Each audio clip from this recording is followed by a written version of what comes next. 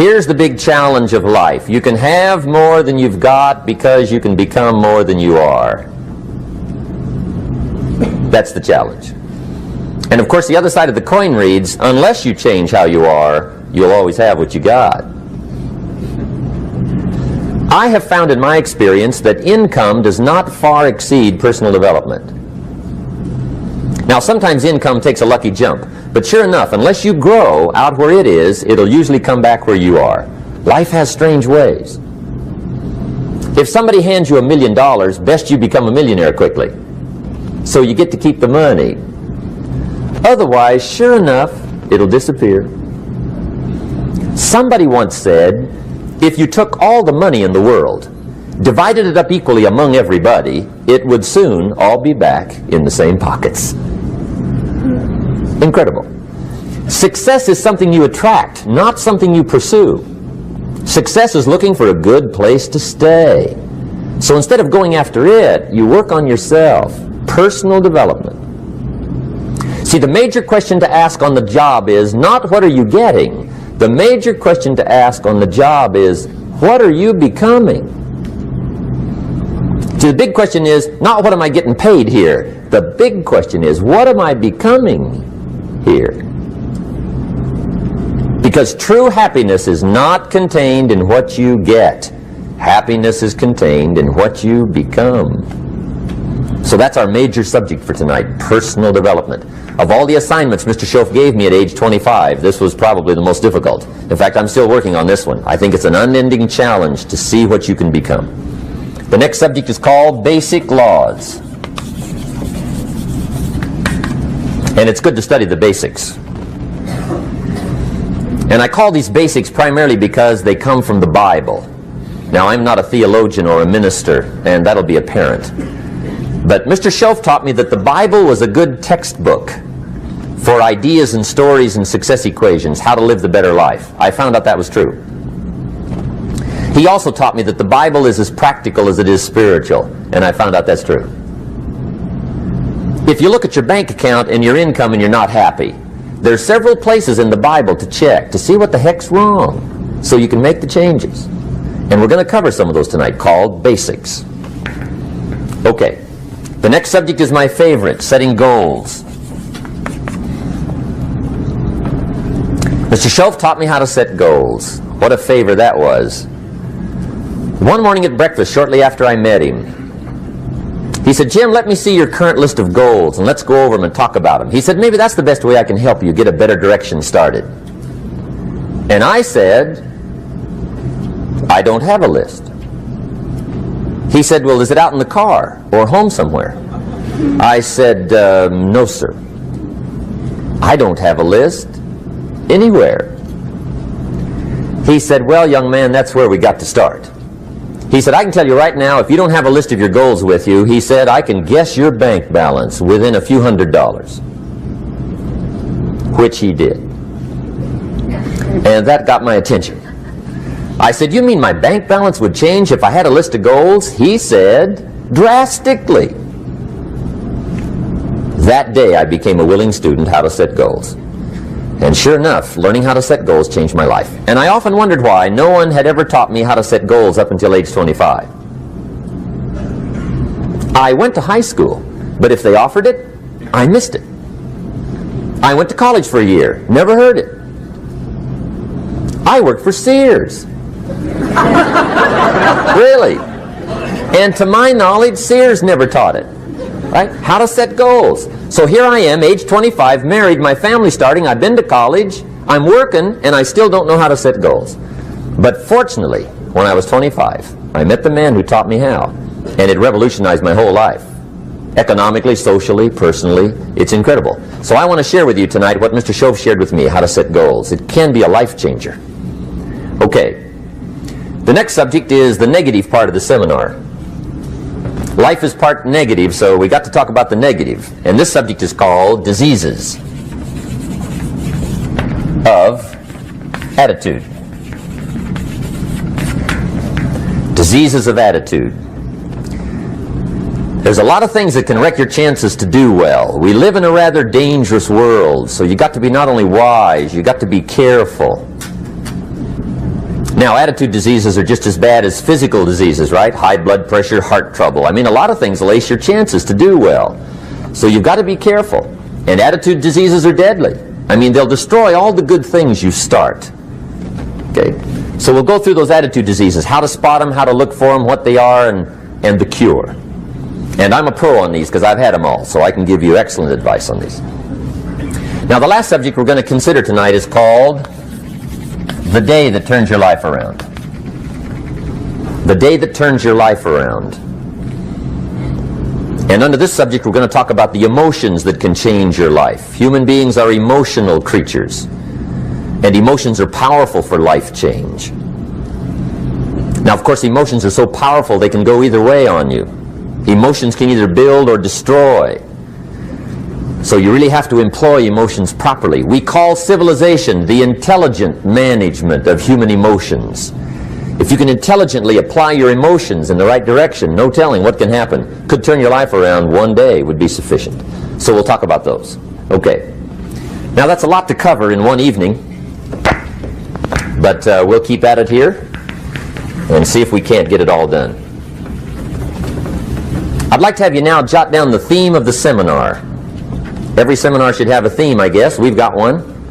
It's on some of our literature if you happen to notice it, but if you didn't, for your notes, here it is. The theme of the seminar goes like this: the major key to your better future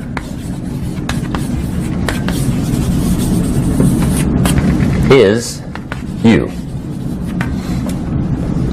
That's the theme of our seminar tonight. The major key to your better future is you. And I'd like to have you underline two words just to give it some added punch. Underline the word major and the word you, so that it reads, the major key to your better future is you. Now, my first suggestion is transfer this to a card or something where you can put it up, where you can see it every day. Preferably put it up where you can see it at the beginning of the day, before you go off to put the day together. This is a good phrase just to glance at, to keep in mind as you're putting the day together. It's called the silent seminar. If you'll just let this talk to you during the day, I found it to be tremendously helpful. The major key to your better future is you. For a big share of my life now, I didn't have this one quite figured out, among a lot of things I didn't have quite figured out. Many things used to puzzle me back in those early days. I used to wonder why two people could work for the same company, one make twice as much money. Now, see, that used to puzzle me.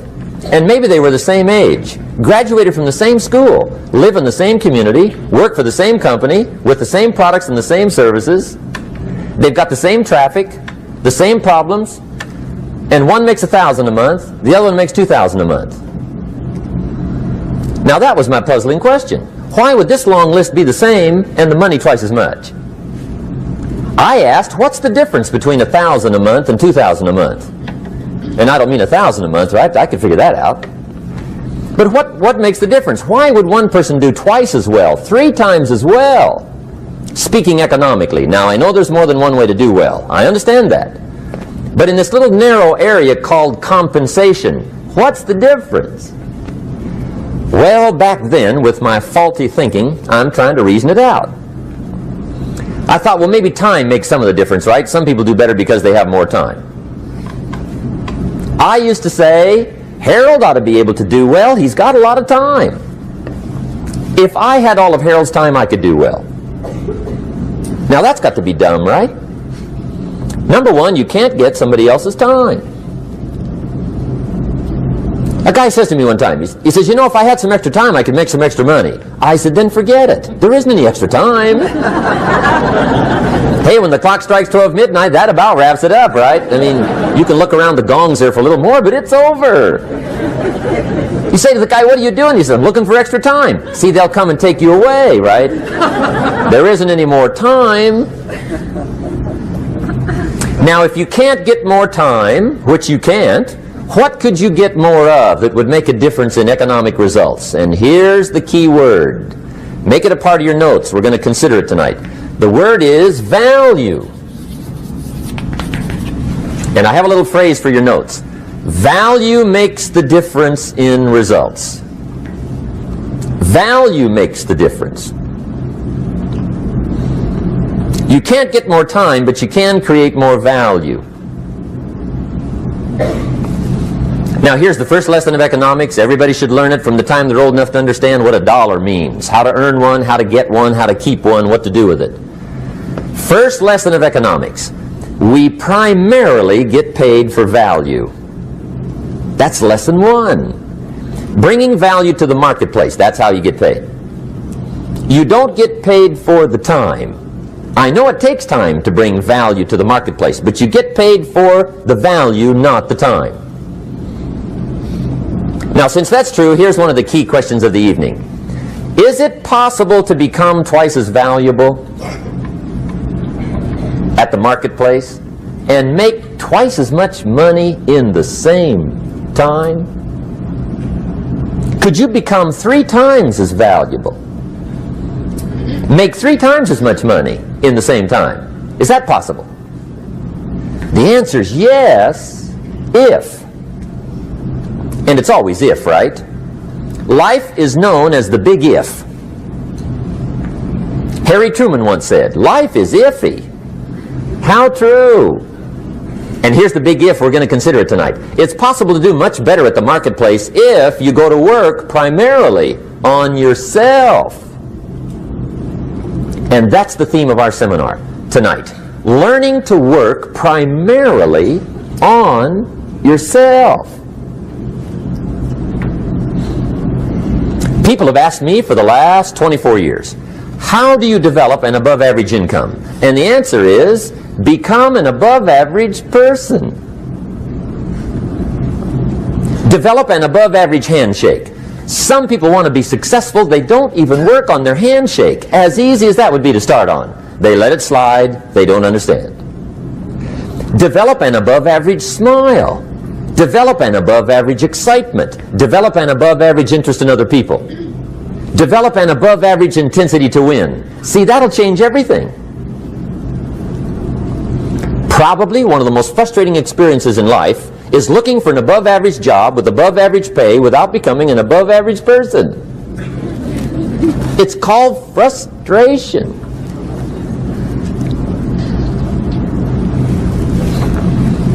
And Mr. Shoaff gave me probably the greatest clue he gave me when I first met him. He said, Jim, if you want to be wealthy and happy the rest of your life, just learn this lesson well. He said, learn to work harder on yourself than you do on your job.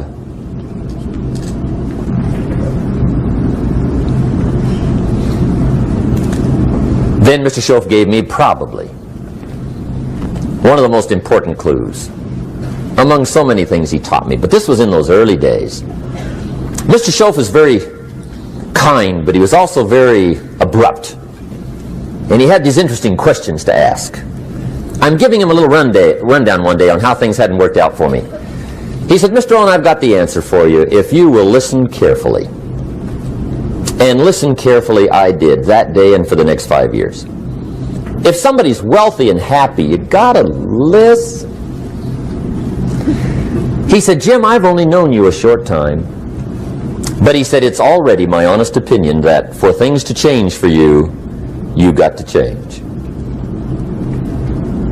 That wasn't quite the answer I was looking for.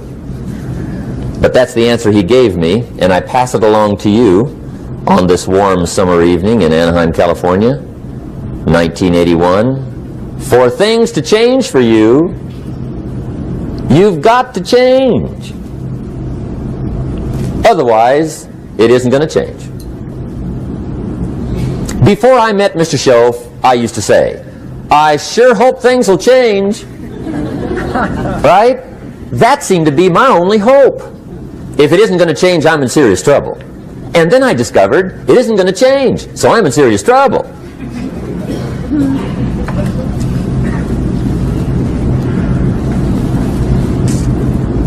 See, I can tell you what the 80s are going to be like. You have dropped into the right place. I did a seminar one time for Standard Oil executives and management in Honolulu. And we're having a conference one day on this big conference table. And one of them said to me, Mr. Rohn, you know some fairly important people halfway around the world. What do you think the 80s are going to be like? I said, gentlemen, I do know the right people. I can tell you. So they all listened very carefully. And I said, gentlemen, based on my wide experience, I can really honestly say to you, in my opinion, in the 80s, it's going to be about like it's always been. Aren't you glad you came? That's inside. I don't pass that around just everywhere. Now, of course, I said that to make a point, but I also said it because it's accurate. It's going to be about like it's always been. It isn't going to change. The tide comes in, and then what? It goes out. For 6,500 years that we know of, recorded history, and probably long before that. So it is not going to change. It gets light, and then what? It turns dark. 6,500 years. See, it's not likely to change. And we're not to be startled by that. And if the sun goes down, the guy says, what's happened, what's happened? It means he hasn't been here long, I guess, right? It always goes down about this time. The guy says, well, I don't like that arrangement. Well, you got to talk to somebody besides me, right? It gets light, then it turns dark. In rotation, the next season after fall is what? Winter. Pray tell, how often does winter follow fall? Every year regularly for the last 6,500 that we know of. See, it is not going to change. Now, some winters are long, and some are short, and some are hard, and some are easy, but they always come right after falls. It isn't going to change. Sometimes you can figure it out, sometimes there's no way to figure it out. Sometimes it goes well, sometimes it gets in a knot. Sometimes it sails along, sometimes it gets in reverse. See, that's not going to change. The last 6,000 years reads like this: opportunity mixed with difficulty. That's how it reads. It isn't going to change. The man says, well, if it isn't going to change, how will my life ever change? Answer, when you change. And whether I'm talking to high school kids or business executives, my message is always the same. And it goes like this: the only way it gets better for you is when you get better.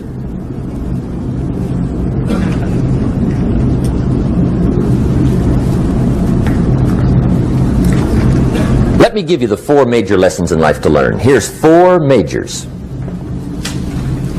It's good to study the majors. In our weekend seminar we teach. Some people don't do well because they major in minor things.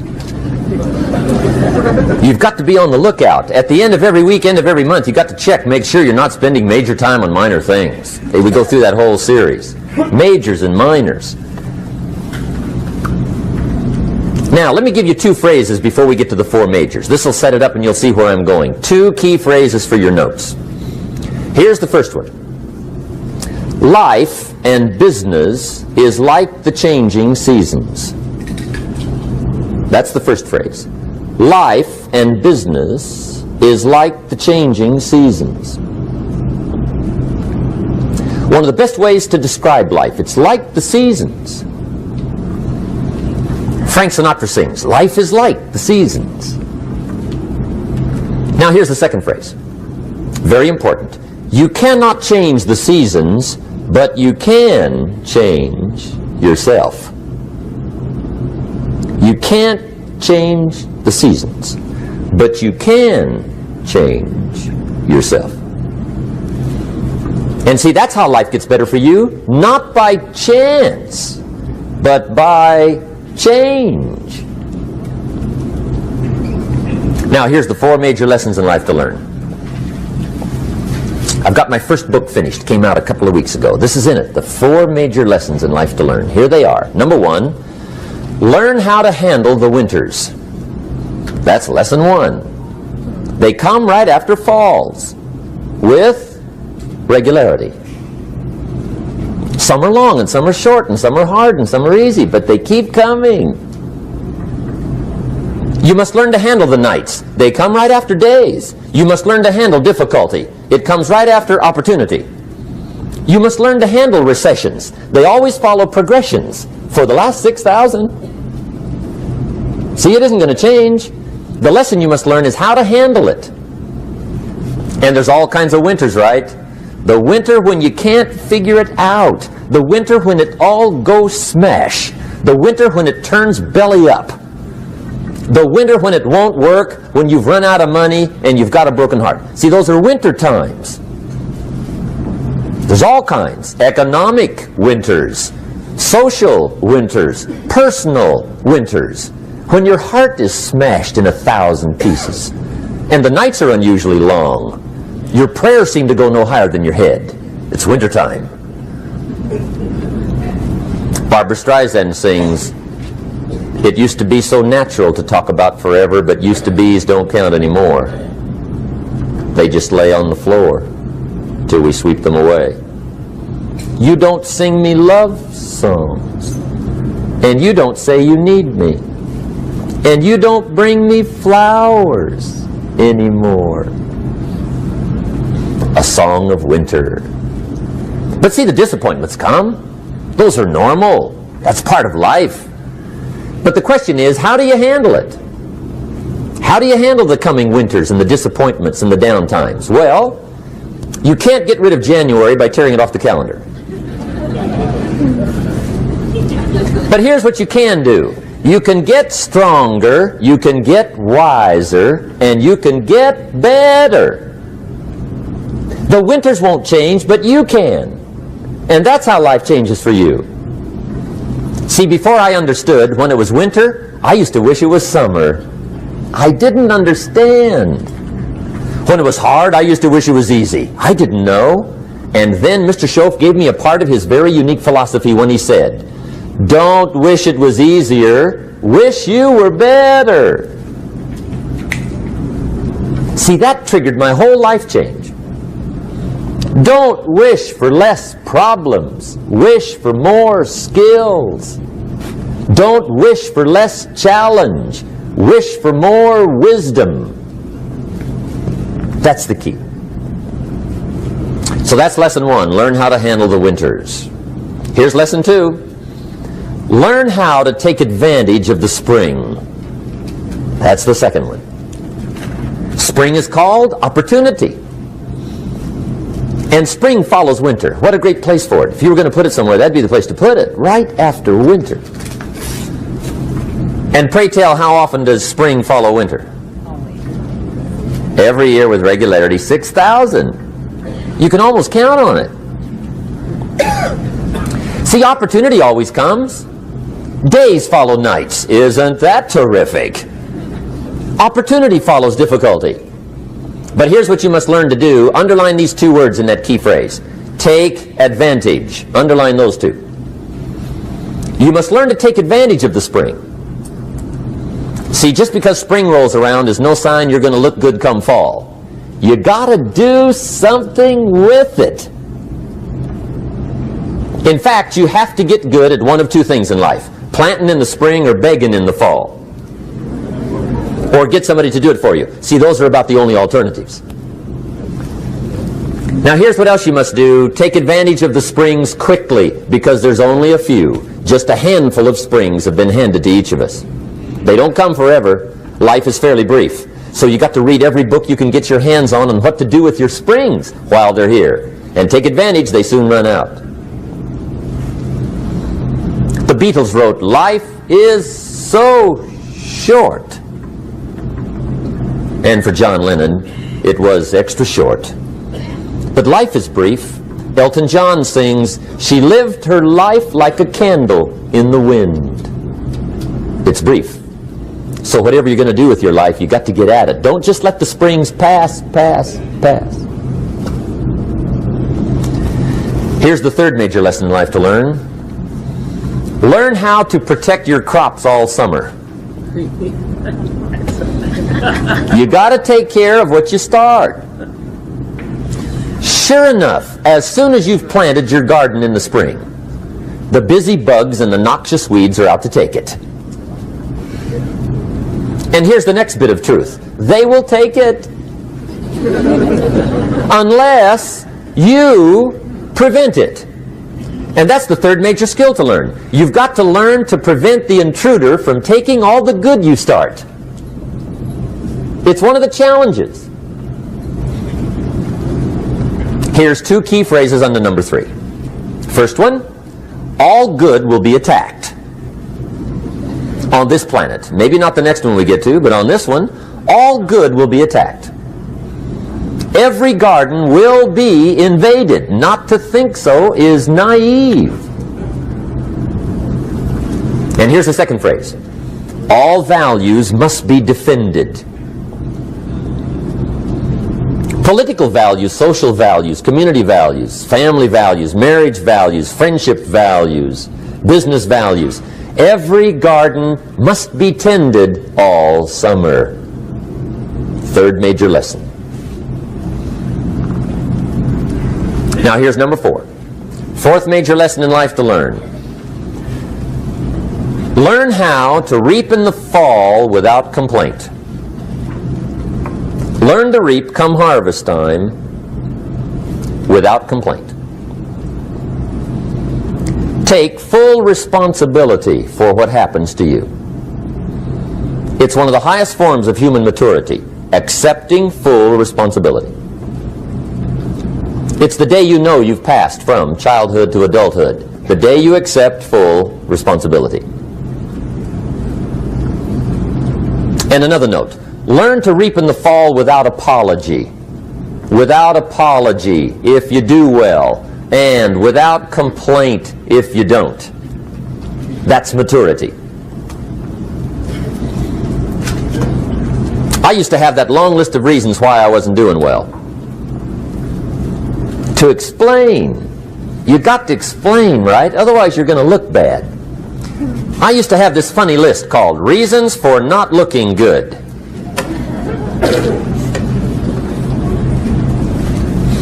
I used to blame the government. I mean, you can believe that or not. It was at the top of my list. I had a lecture second to none. The government. That was on my list. I used to blame taxes. Look what you got left after they take everything. And they expect you to do well. That was on my list there. Prices, that one's easy, right? You walk into the supermarket with $20, come out with a little half bag. So I had that on the list. I used to blame the weather. I blamed the traffic. I used to blame my car. I blamed the manufacturers. I used to blame the company. I blamed company policy. I used to blame the training program. I blame my negative relatives. They were always putting me down. I blame my cynical neighbors. They're just selfish, looking out for themselves. Won't loan you money? They were on my list.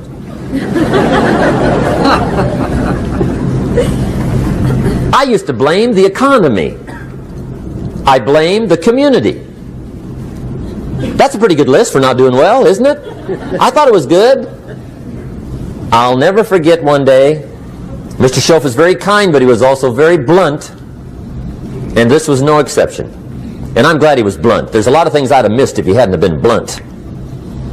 One day, with sort of a curious look on his face, he said, "Jim, just out of curiosity, tell me, how come you haven't done well up until now?" Excellent question. I thought, well, so I won't look too bad, I'll go through my list. And this list I just gave you, I put that on him. And he was very patient. He let me go through the whole thing, the government, the weather. I went through this whole thing. When I finished, he looked my list over very carefully. He said, "Mr. Rohn, big problem with your list. You ain't on it." How brilliant.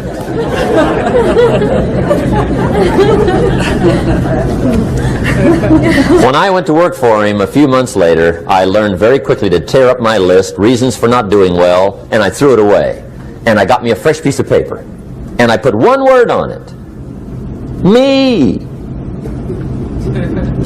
There's a Black Heritage spiritual that says, "It's not my mother nor my father, nor my brother nor my sister, but it's me, O Lord, standing in the need of prayer."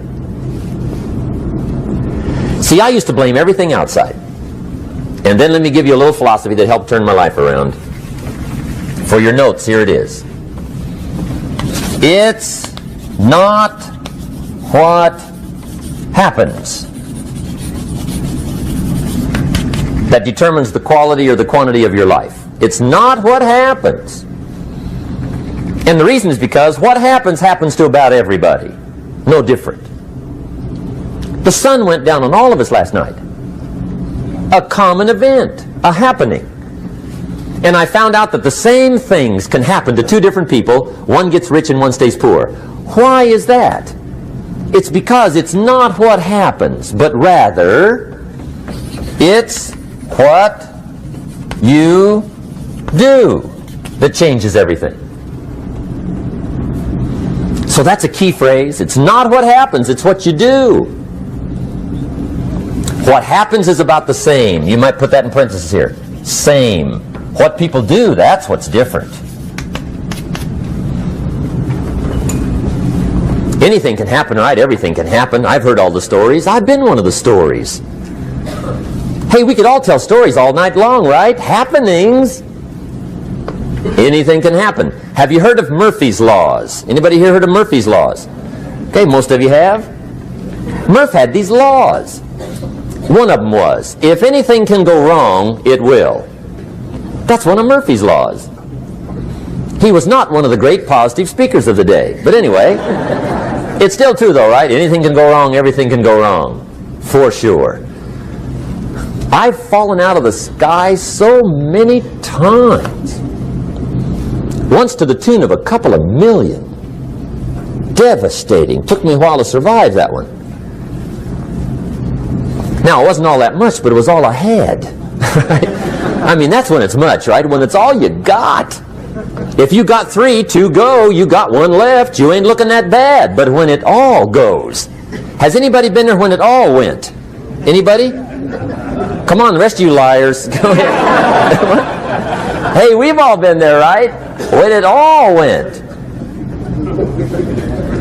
Of course, it used to be a long time ago, right? When you ran out of money, got to 0, you were all through. Heck, now you can whistle right on by 0, right? I mean, they will bury you. That's what they will do.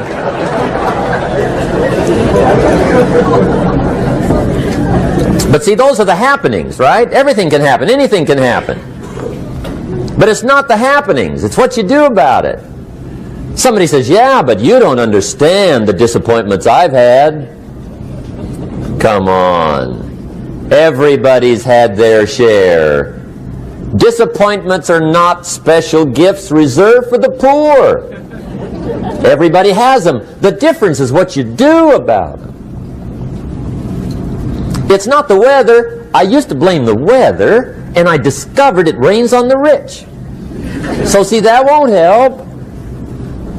2 men wake up one morning, there's a rainstorm on. One of them looks out his window, sees the rainstorm, and he says, wow, what a storm. With weather like this, they can't expect you to go out and make sales. He stays home. Same morning, the other guy looks out his window, sees the same storm, says, wow, what a storm. But he says, you know what, with weather like this, what a great day to go out and make sales. Most everybody will probably be home. Especially the salesman.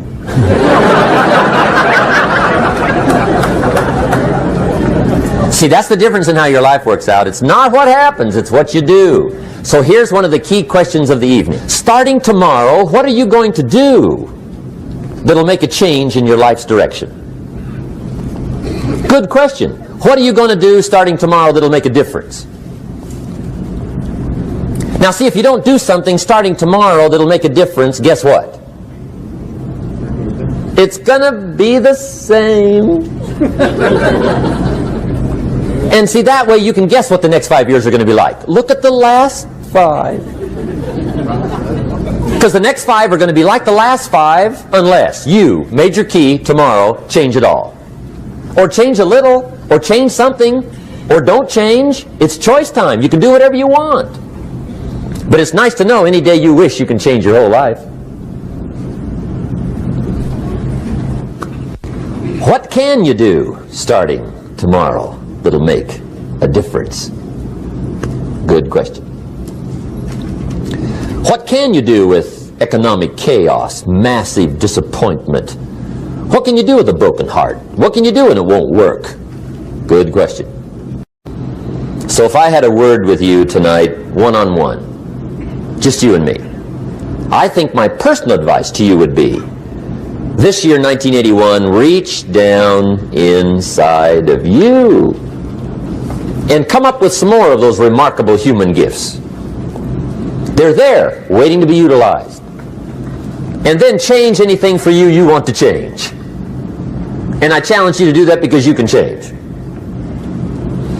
If you don't like how it is for you, change it. If it doesn't suit you, change it. If it doesn't please you, change it. If it isn't enough, change it. And I challenge you to do that because you can change. See, you don't ever have to be the same again after tonight, only by choice. If you don't like your present address, change it. You're not a tree.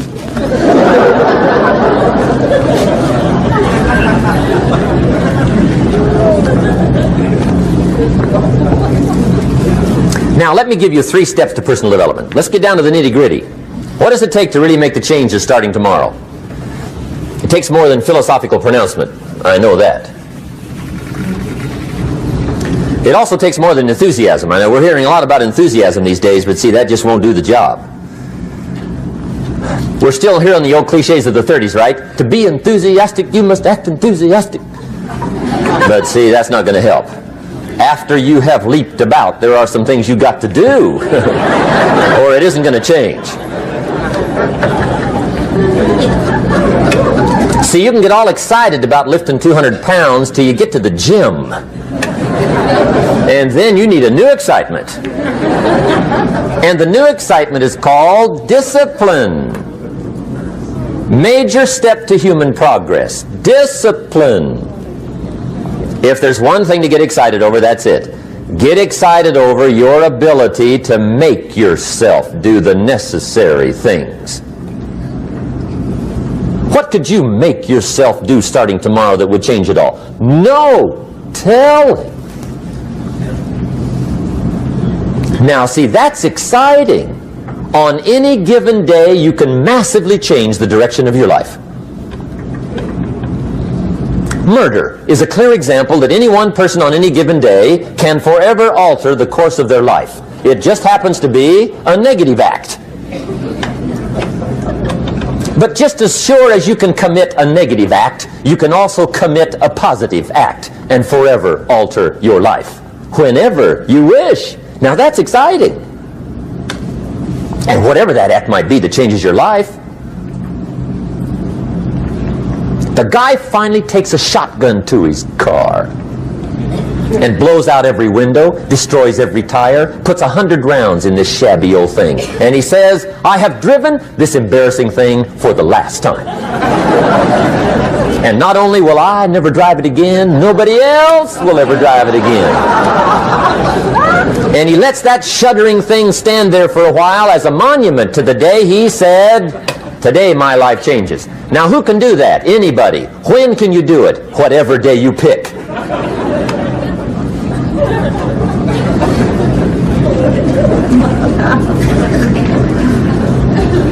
Now here's the key to discipline.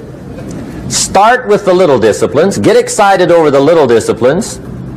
And get right on those, because those will lead to the big ones. You can't handle the big challenges in life unless you take on the little ones.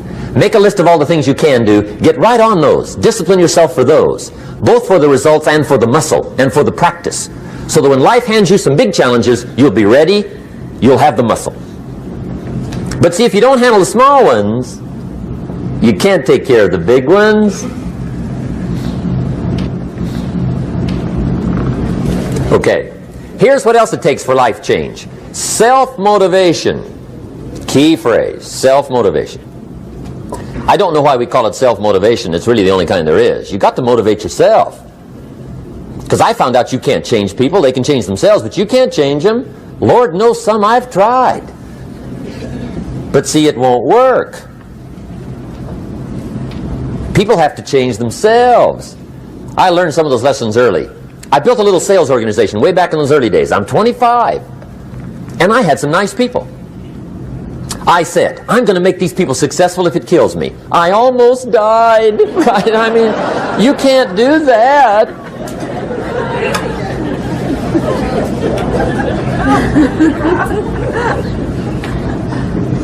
See, I've discovered this. Good people are not trained, they're found.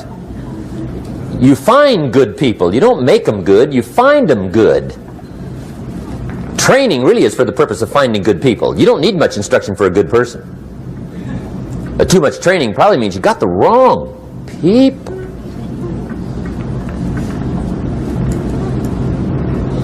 So you got to find the right people. That's the key to getting a good job done. One of the major things we learn in management, lesson 1, don't send your ducks to Eagle School.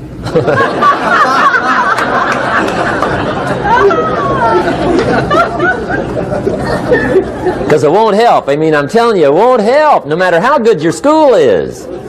And the little eagle badge and little eagle hat, I'm telling you, it won't help. It won't help. You can tell whether your school's done any good, right, is when it's over, right? The duck goes for his first rabbit and makes him a friend. You say, no, no, no. Anyway, so it takes self-motivation to really alter your life. And you don't want to give self-motivation away to somebody else and make it somebody else motivating you.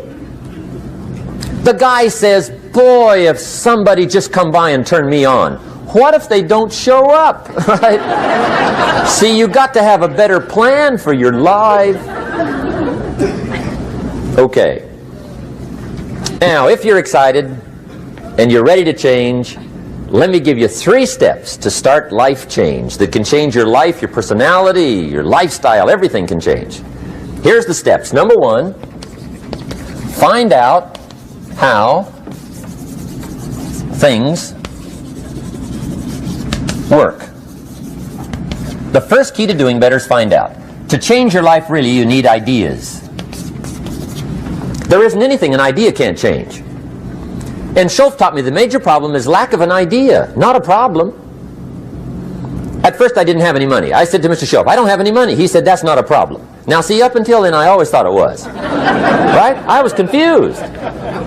He said, no, no, the problem is lack of an idea on how to create money and wealth.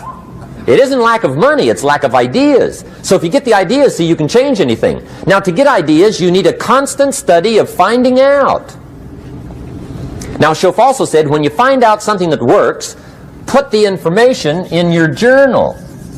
Don't use your head for a filing cabinet. Put it in your journal so that you can do the next best thing. Repetition, repetition, repetition. Go over it.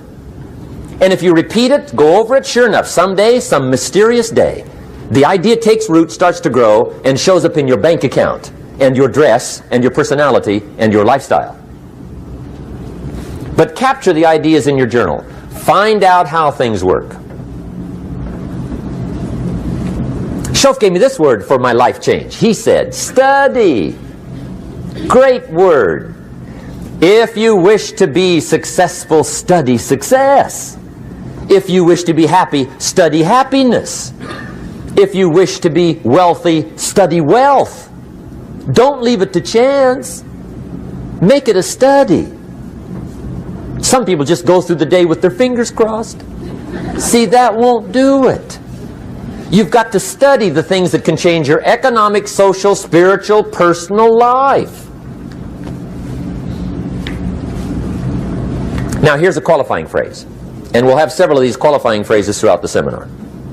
Here's the first one. You may not be able to do all you find out. I understand that. You may not be able to do all you find out, but you should find out all you can do. See, you don't want to wind up at the end of your life and discover that you've lived only 1/10 of it. And the other 9/10 went down the drain. Not for lack of opportunity, for lack of information. So that's number 1, find out how things work. Now here's the best human virtue for finding out. Curiosity. Make a note of that. Curiosity. Be curious. You might add a word to it that'll help. Childish curiosity.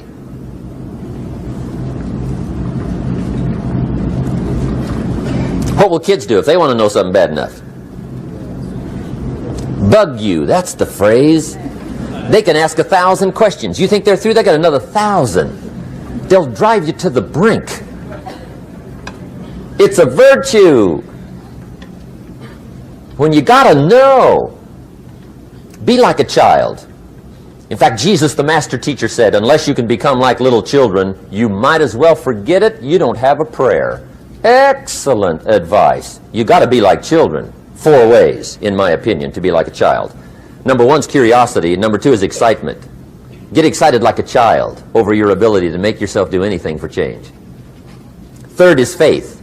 Have faith like a child. Adults are too skeptical. And 4th is trust. Trust is a childish virtue, but the rewards are incredible. So be like a child. Now, if you're curious, let me give you 3 ways to find out how to change anything. Any life direction, any dimension. Here's 3 ways to find out how to change anything. Number 1 is to read. Become a good reader. All of the successful people I know and work with around the world, they're all good readers. Curiosity drives them to read. They got to know. They just read.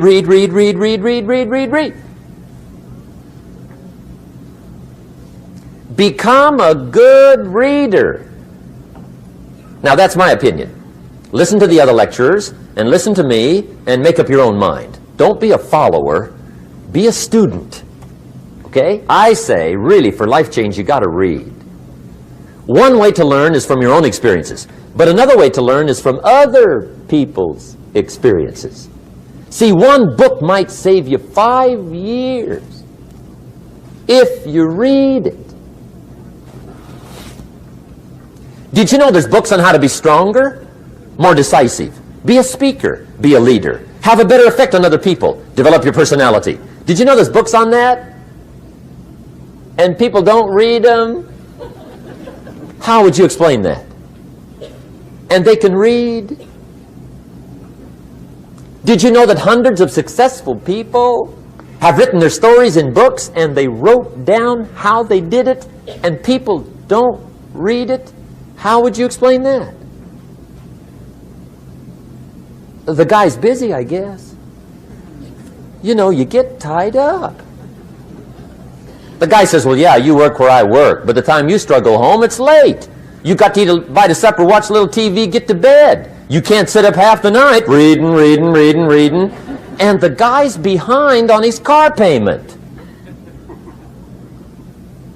Good worker, hard worker, sincere.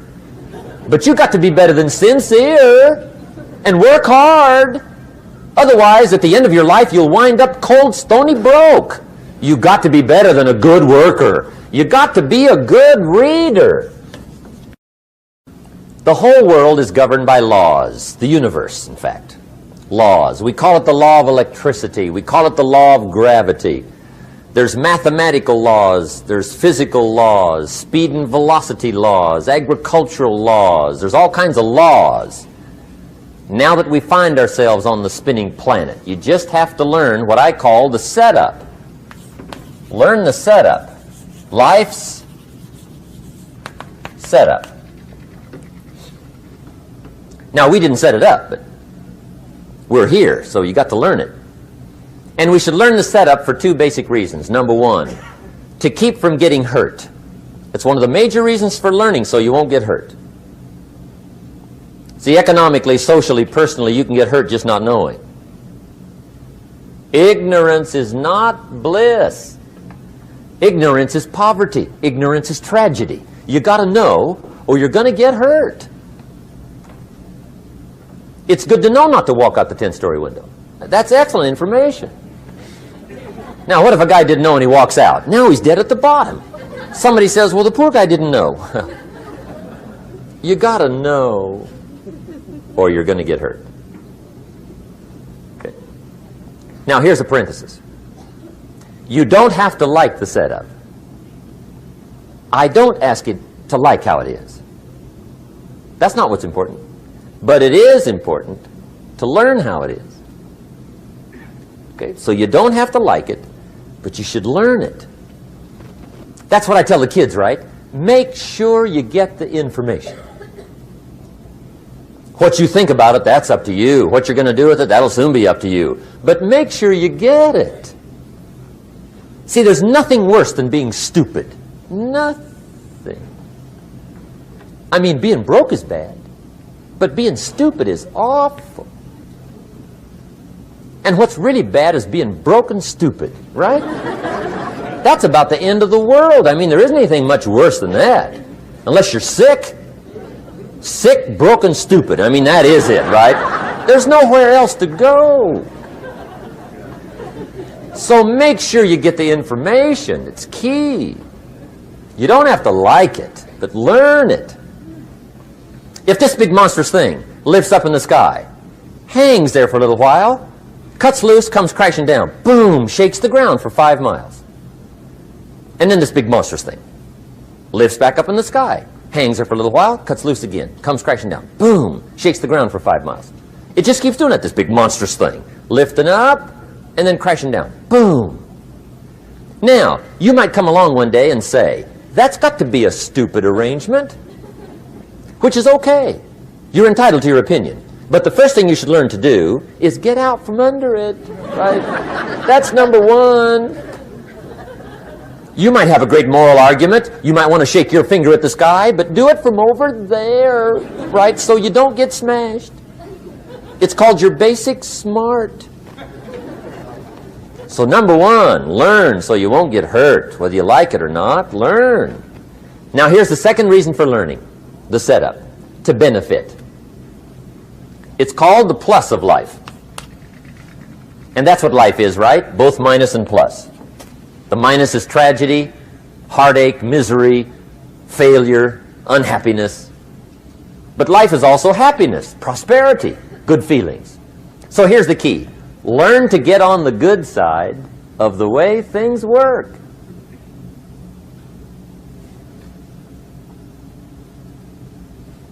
Now, here's 2 of the basic laws, and we'll take our break. Shof taught me these. They come from the Bible. Now, again, I'm an amateur, okay? When it comes to the Bible, I'm not a pro. So you'll sort of have to take my way of putting it. But here they are. The first one is the law of use. The law of use. And it goes something like this. Whatever you don't use, you lose. Lack of use causes loss.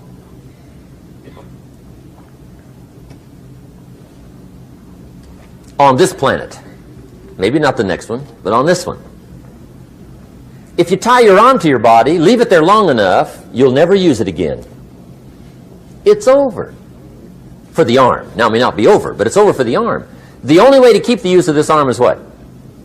Keep using it. If you quit, you lose automatically.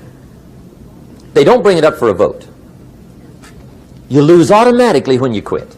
Now, the same thing that goes for your arm goes for your brain, mentality. The same thing goes for all the human virtues. Ambition, unused, declines. Strong feelings, unused, diminish. It doesn't grow, it diminishes. Faith, unused, decreases. It's a law. Vitality unused diminishes. Energy unused decreases. The guy says, well, I'm going to save up my energy. You can't do that. That's like trying to save today, put it on the end of the year. See, you can't do that. They'll come take you away. If you don't use today, what? It's lost. The guy says, well, I'll work twice as hard tomorrow to make up for it. See, that's foolish. You could have done that anyway. Today unused is lost. A talent unused is lost. An ability unused is lost. So here's one of the key expressions of the evening. Take a new inventory of yourself.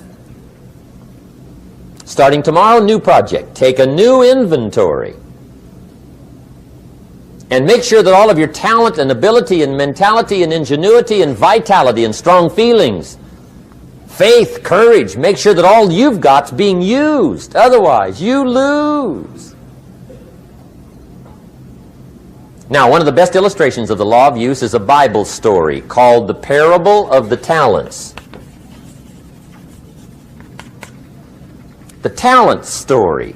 Interesting story if you haven't read it in a while. Just review it. It's a good story. An ancient story. It says there was a master with 3 servants.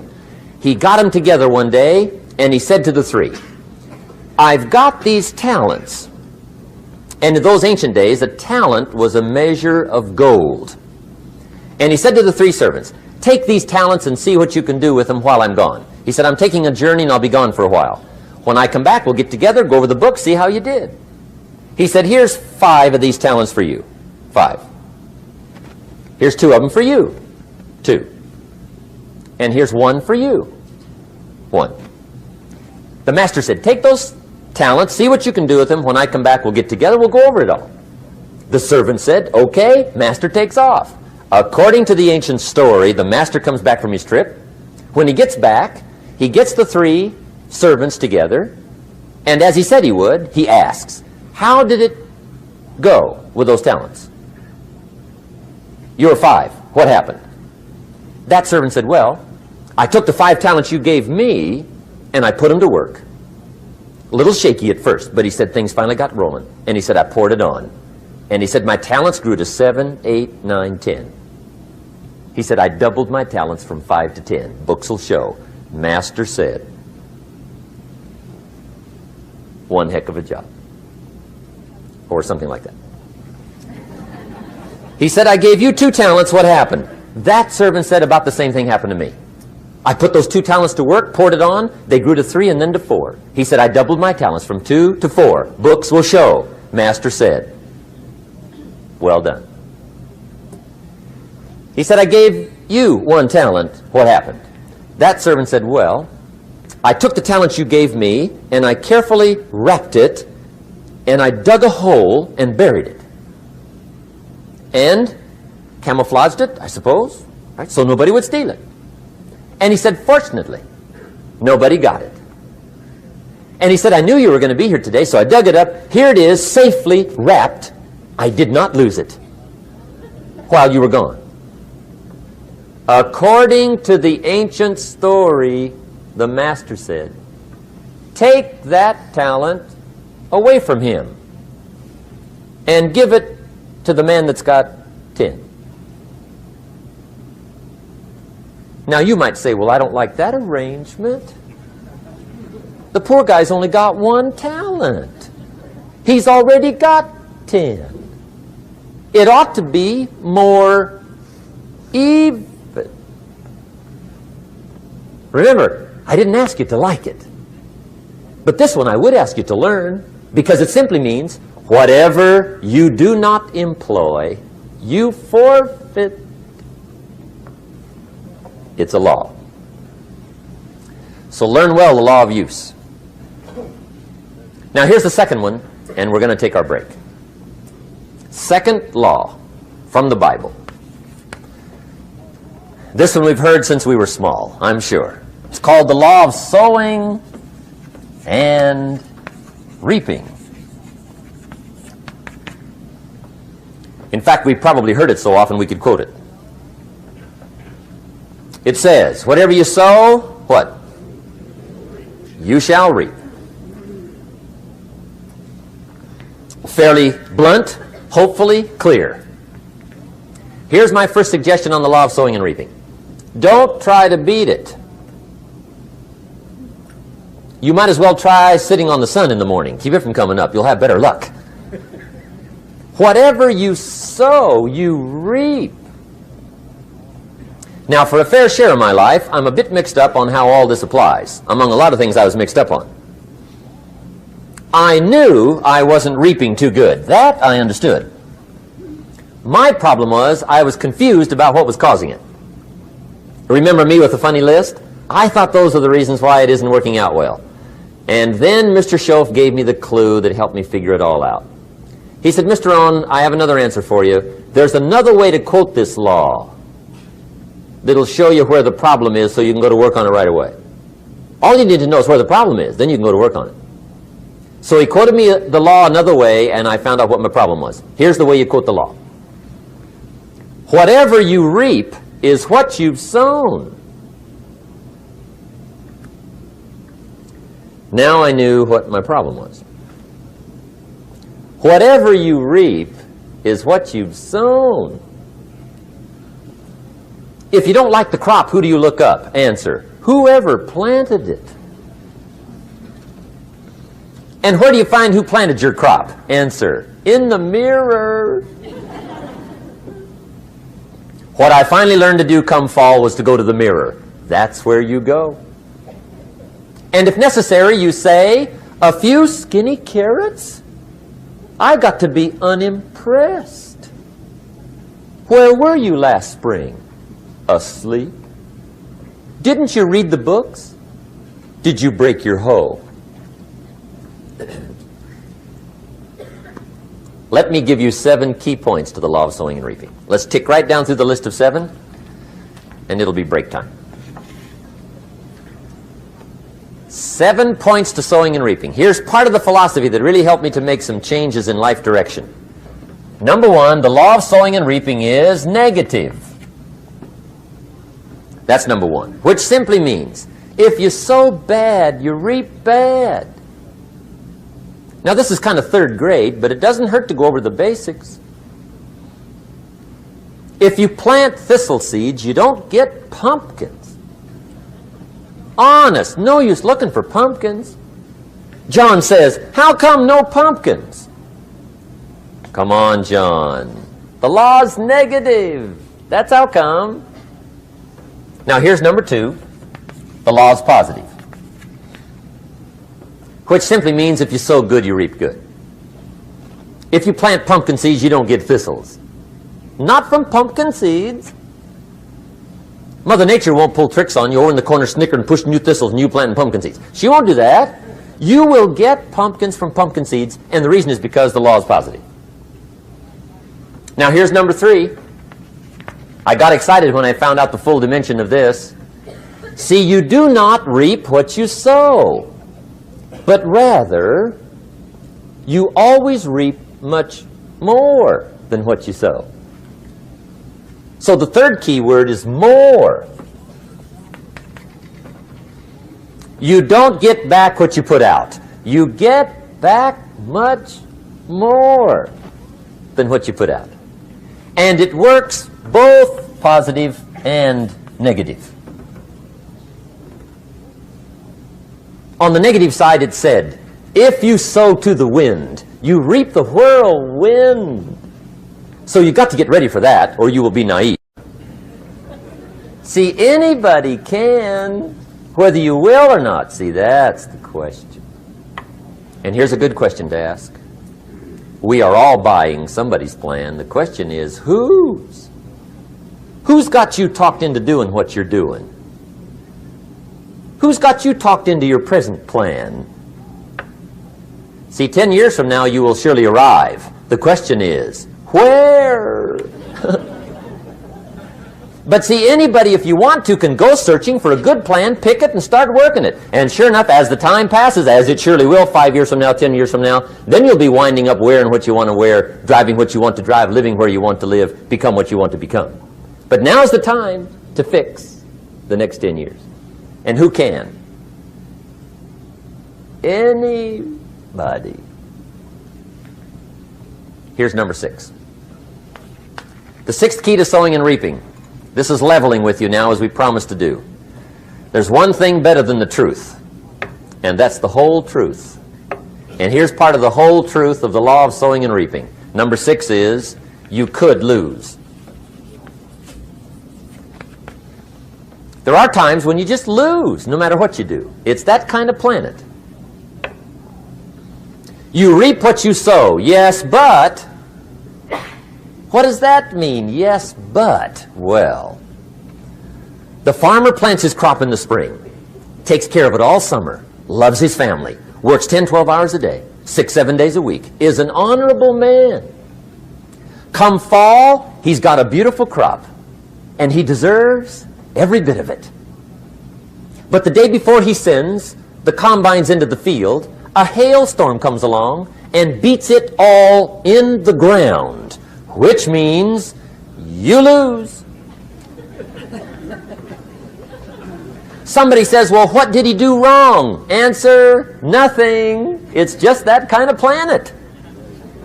Sometimes it's going to hail on your crop and rain on your parade, so you got to get ready for that or you will be naive.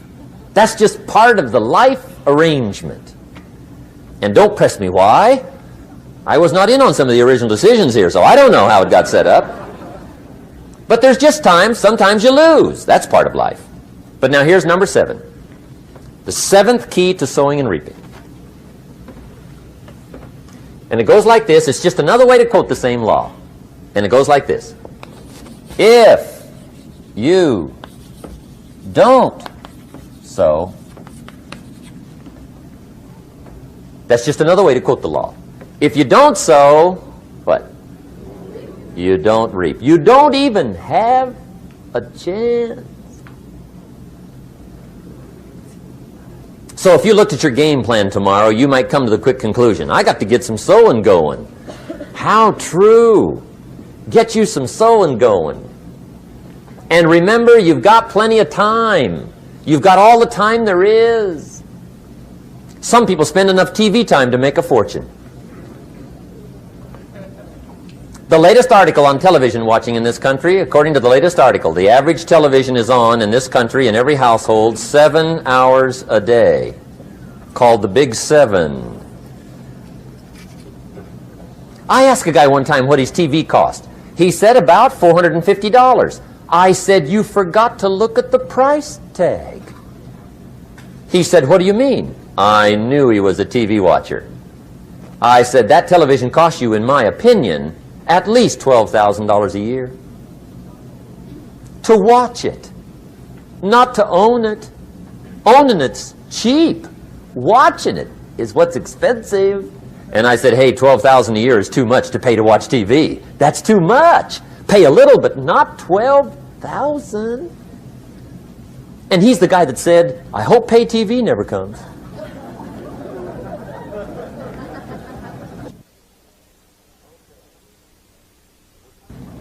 Okay. We're trying to cover an awful lot tonight, I realize that. But my time schedule is such that we just have to sort of give it all to you and let you sort the rest out. I wish we had plenty of time for questions and answers and that whole thing, but our time is just limited. But we are trying to go through an awful lot, I realize that. But looks like everybody's getting it. This is about the note-takingest crowd I've seen in a long time. Incredible. Does anybody have 5 pages yet? Anybody? Oh, fantastic. Incredible. Okay. Maybe you heard the story about the preacher down in Texas, southern part of the country. He was an evangelist back in the horse and buggy days. And he was very good at being an evangelist, and a lot of people used to come and hear him preach. And one day he put up his tent in one of these Texas towns and expected a big crowd as usual, come hear him preach. And he got there, first night of the tent revival, walked in. 7:30, time to start. And to his surprise, the tent was empty. He thought, well, something must be drastically wrong. So he waited till 7:45, nobody showed up. 8 o'clock, zip. Finally, 8:15, one lone cowboy wandered up on his horse, tied his horse up outside, came in, sat down on the front bench, right, waiting for something to happen. The preacher thought, well, at least I better go down and talk to the cowboy. So he walks down, talks to the cowboy, and he says, cowboy, I'm the preacher. And he said, I don't know what to tell you. Something's gone wrong. He said, this tent was supposed to be full of people. He said, I'm embarrassed. He said, you're the only one that showed up. And he said, I really don't know what to do. And the cowboy said, well, I'm not a preacher, so I really can't tell you what to do. You know, he said, I'm just a cowboy. But he said, I know this, if I went out to feed my cattle and only one showed up, I'd at least feed it. The preacher thought, hey, the cowboy is right. If you've got a good idea to share, you should share it, if there's 1 or 1,000. So he got kind of inspired by this conversation, and he jumped up on the platform and started to preach, as if the tent was full of people, just exploded. And he went for an hour and 15 minutes, just kept rolling. Finally, he quit. And when he finished, he came down off the platform, talked to the cowboy again. Says, well, cowboy, what did you think of my sermon? And the cowboy said, well, I'm not a preacher, so I really can't tell. You know, he said, I'm just a cowboy. But he said, I know this. If I went out to feed my cattle and only one showed up, I'd feed it, but I wouldn't dump the whole load on it.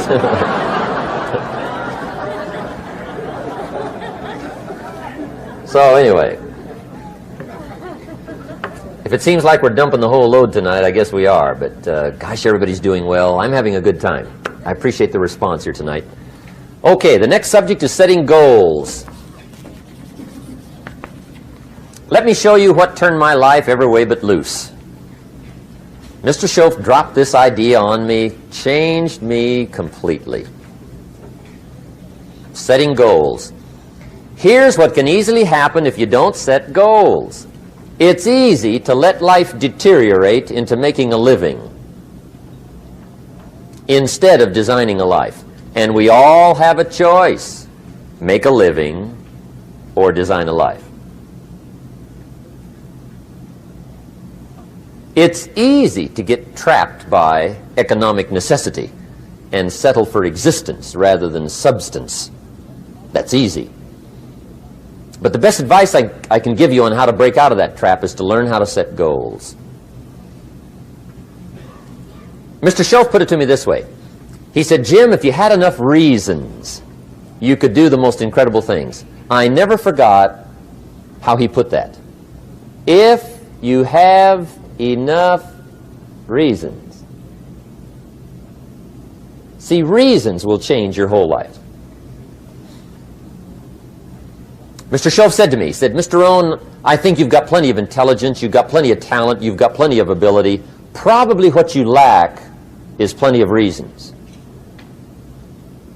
He said, I don't think your current bank balance is a true indication of your level of intelligence. I was happy to hear that. He said, I think you're much smarter than your present bank balance indicates.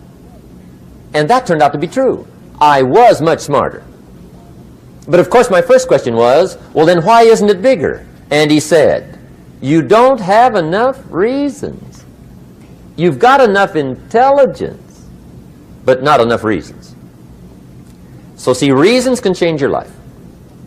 Here's what else I found out. Reasons come first, answers come second. You don't get the answers to do well till you get the reasons. Life has a mysterious way of hanging on to all the answers and only gives them up to the people that are inspired by reasons. So reasons make the difference in how your life works out. Now, what are some of the reasons for doing well? Let's go through a quick list called Reasons for Doing Well. First is personal reasons. Some people do well for recognition. Some people do well for respect. Some people do well for the way it makes them feel. They love the feeling of being a winner. Those are good reasons. I have some millionaire friends that keep working 10, 12 hours a day, making more millions. And it's not because they need the money. It's because they need the joy and the satisfaction and the pleasure that comes from being a constant winner. And see, it's not just the money anyway. It's the journey, not the money. Once in a while somebody says to me, boy, if I had $1 million, I'd never work another day in my life. That's probably why the good Lord sees to it they don't get their million, right? They'd quit. They'd quit. Okay. Next is family reasons. Some people do extremely well for other people, and that's powerful. Human beings can greatly affect each other. Sometimes we will do things for somebody else we will not do for ourselves. We're made that way. I met a man one time who said, Mr. ROHN, to do all the things I want to do with my family around the world, he said, I got to have at least $250,000 a year. I thought, incredible. Could a guy's family affect him that much? And the answer is, of course. How fortunate are the people that find themselves greatly affected by somebody for personal achievement. And we are affected. The writer of a recent song said, "If not for you, the winter would hold no spring, couldn't hear a robin sing. I just wouldn't have a clue if not for you." So we can be affected. That might be one of the most stimulating reasons to do well, finding somebody. When Andrew Carnegie died, the wee little Scotsman that built the big steel industry, when he died, they opened up his desk, and in one of the desk drawers they found a slip of paper. On that piece of paper, Mr. Carnegie had written his goal for his life, and he wrote it when he was in his 20s. And on that piece of paper it said, "I'm going to spend the first half of my life accumulating money. I'm going to spend the last half of my life giving it all away." What a goal. He got so inspired by that goal that the first half of his life he accumulated $450 million. And the last half of his life he gave it all away. Good question tonight. What's got you turned on? What's got you bombed out of sight to get up early and stay up late and hit it all day? Next question. What's got you turned off? When I found the answers to those two questions, my life exploded into change. I finally found out what had me turned off, and I got that cured. And then I got me a long enough list of reasons to turn me on. And once the lights went on for me, age 25, they've never gone out. I've fallen out of the sky a few times, but I've never lost that drive to make something unique out of my life. See, reasons altered my whole life. Now, there's another list of reasons called nitty-gritty. Hard little reasons. Sometimes those little reasons are the most powerful reasons that can change your life. Sometimes it doesn't take much. I now carry several $100s in my money clip. It's only a few $100s, but it was one of those reasons turned my life around. Just before I met Mr. Schoaf, I heard a knock at the door. I go to the door, and there's a little girl standing there about this tall selling Girl Scout cookies. And she gave me one of the finest sales presentations I've ever heard. Special deal, several flavors, this whole package of stuff, $2.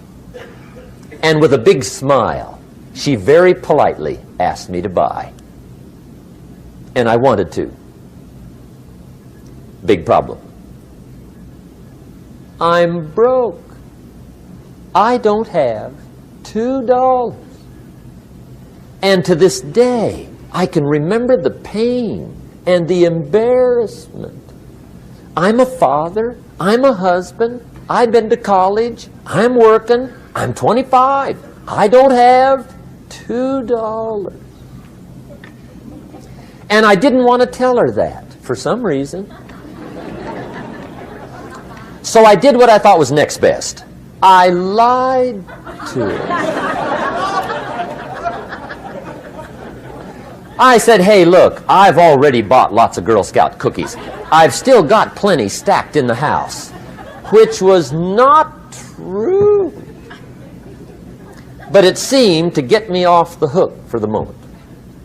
She said, "Well, gosh, that's wonderful. Thank you very much." And she went away. When she left, I closed the door, and that was the day I said to myself, I don't want to live like this anymore. I've had it with lying, and I've had it with being broke. I'm never going to let this happen to me ever again. I promised that day I would work as hard as possible and would always carry plenty. It took me a little while, but now I do. It was one of those reasons. And I guess I carry plenty for two reasons. One is the way it makes me feel, but also in case I bump into another Girl Scout selling cookies. Right? I'm ready.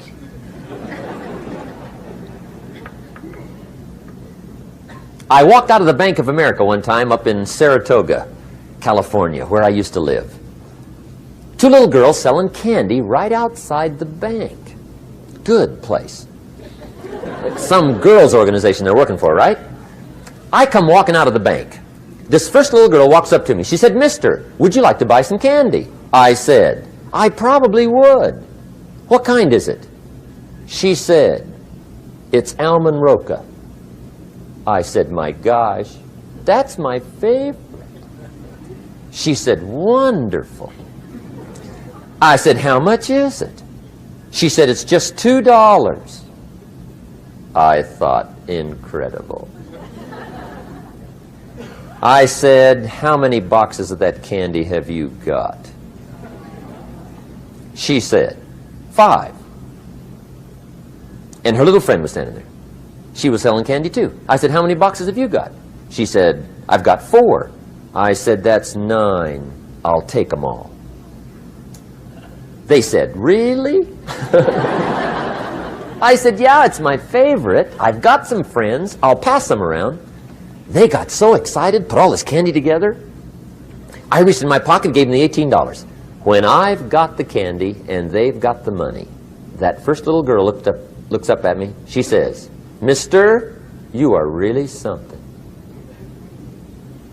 How about that? Can you imagine only spending $18 and have somebody look at you in the face and say, "You are really something"? Now you know why I carry heavy, right?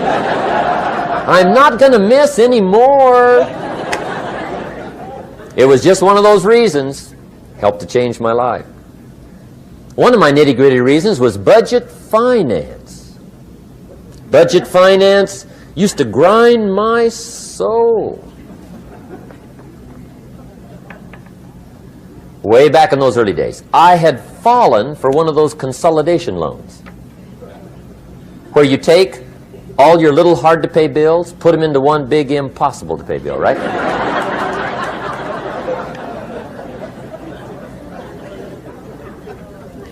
I would get 4 or 5 payments behind. This one guy used to call me day and night. I don't think they're allowed to do that anymore. Harassed me. Threatened to run me in front of the judge. Threatened to ruin my credit. Threatened to embarrass my family. One day he said, "We're going to come get your car, drag it rear end up down the street in front of your neighbors." The guy even called me a flake. And back in those days, I'm broke, I'm pitiful, there's nothing I can do about it. But I never forgot how the guy treated me. And when I met Mr. Shoaf and I got my life straightened out and the money started to flow, that was one of my first projects, budget finance. I poured it on day and night. I finally put all the money together I owed him, which was considerable. I picked a day for the payoff. And when the payoff day came, I put the money in small bills in a big briefcase. And I walked into the budget finance office on Wilshire Boulevard in Los Angeles. The guy who harassed me so often, his desk was about 3 back. I walked right up to his desk, startled him. He wondered what I was doing there. It was the first time I'd been there since I'd borrowed the money, right? Without saying a word, I opened up this briefcase, dumped this pile of money all over his desk. I said, "Count it. It's all there. I will never be back." And I turned around and stormed out. Now, that might not be noble, but if you haven't tried it, you've got to one time.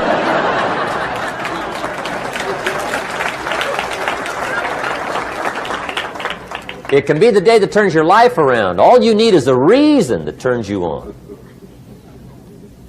One of my dear friends, Robert Depew, Bobby used to be a school teacher in Lindsay, olive capital of the world.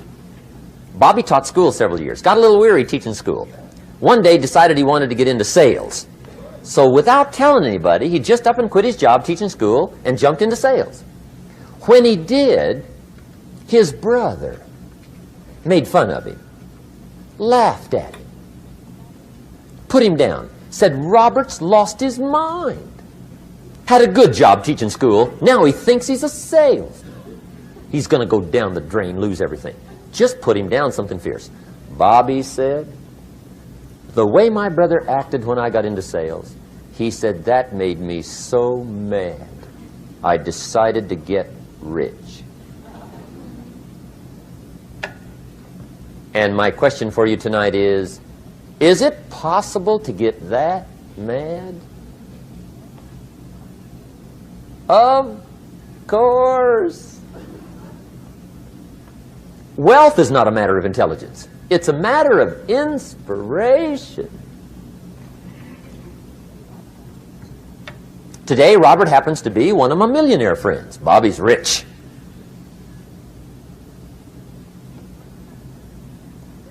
Frank Sinatra said one time, the best revenge is massive success.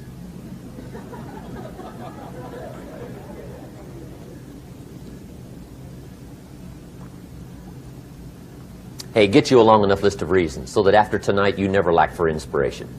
You might not have all the answers right away, but you can get the answers if you can get the reasons. Now let me give you a little simple formula for goal setting. Okay? We take 2.5 hours on the weekend for the whole 10-year plan. We don't have time for that tonight. But let me get you started with a little simple formula Mr. Schoaf gave me. And maybe this will be helpful. First of all, I've divided goals into two parts. First is long range. Long range goals. That's your dreams. Your dreams for the next 3, 5, 10, 20, 30, 40 years. Actually, the rest of your life. Your dreams. You've got to keep dreaming.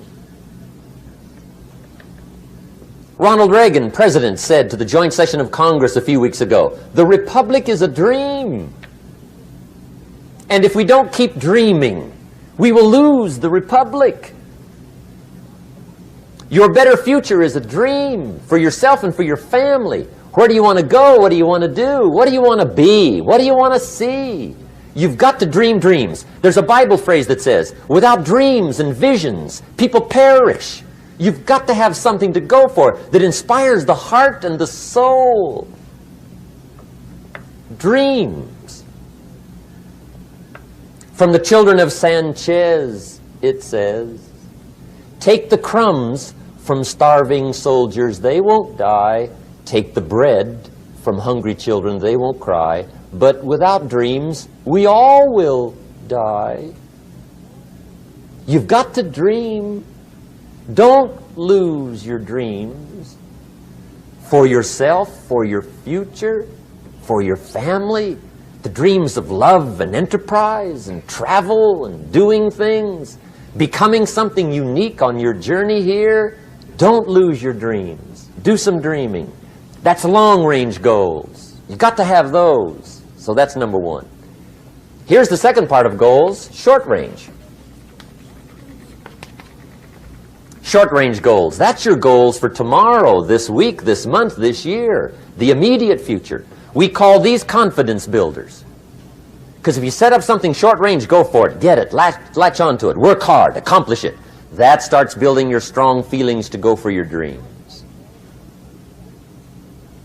Now, I've divided goals into 3 categories. Here they are. Number 1 is economic. That's your goals for money, income, business, profits, production. Economics. Make sure you've got your economics well planned. Economics plays a major role in everybody's life. Economics is major, which means it ought to be meticulously well planned for tomorrow, this week, this month, this year, long range. What if you asked somebody tomorrow if you could see their meticulously well-planned list of economic goals? What would they probably say? They say, you some kind of a nut? You must be weird. Hey, I found out what success is. Success is doing what the failures won't do. Make sure you've got your economics well planned. It'll put you in the top 5%. one of the key little subjects we talk about on the weekend is the 7 fundamentals for wealth and happiness. And that's one of them, well-planned economics. It's a fundamental if you want to do well. Join the top 5%. Anybody in this room can join the top 5%, if you will. Okay. Now here's the second category of goals, things. Make a list of the things you want. And on my list of things, now I put everything. Little things as well as major things. Doesn't matter how small it is, it goes on my list. I used to just put major things, cars, homes. I don't do that anymore. I now load my list with everything. Everything. And the reason is, part of the fun of having a list is checking it off. That's it. Boy, at the end of the day, if you can go, got it, got it, got it, got it, got it, got it, whatever it is, right? You get into the habit. So load up your list, the things you want. Now, when you check off something major, celebrate. That's an important point to make. Celebrate your achievements. Live it up. Have a party when you reach something you've worked for a while. See, we all grow from 2 experiences. One is called the pain of losing. The other one is called the joy of winning. We need both of them. Amplify them as much as you can, which also means make losing painful. If you set up something, fooled around, didn't get it, put it on yourself. On the other side, if you did get it, congratulate yourself. Self-congratulations is a sign of maturity.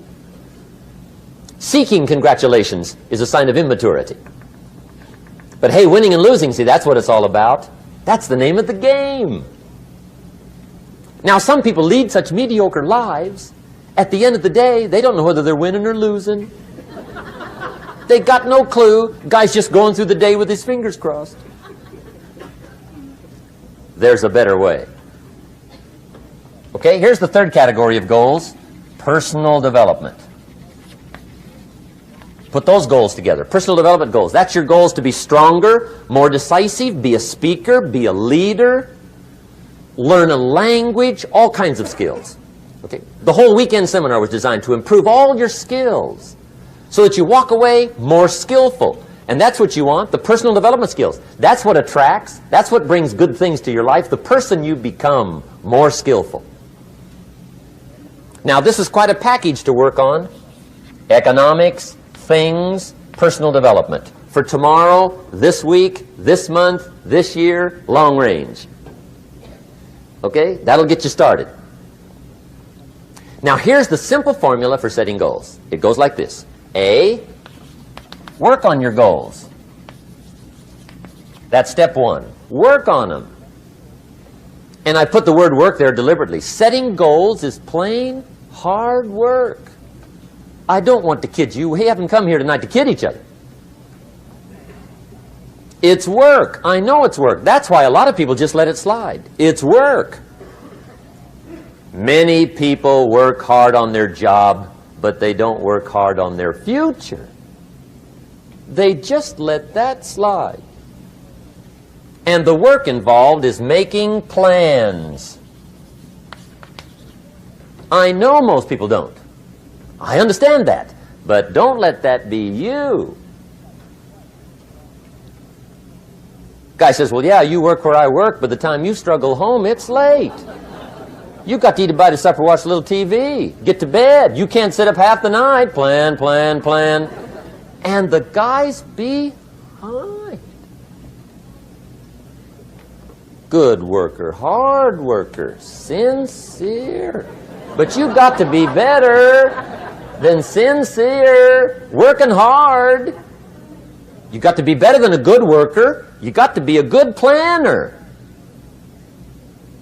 Somebody once wisely said, the people who fail to plan are planning to fail. Well said.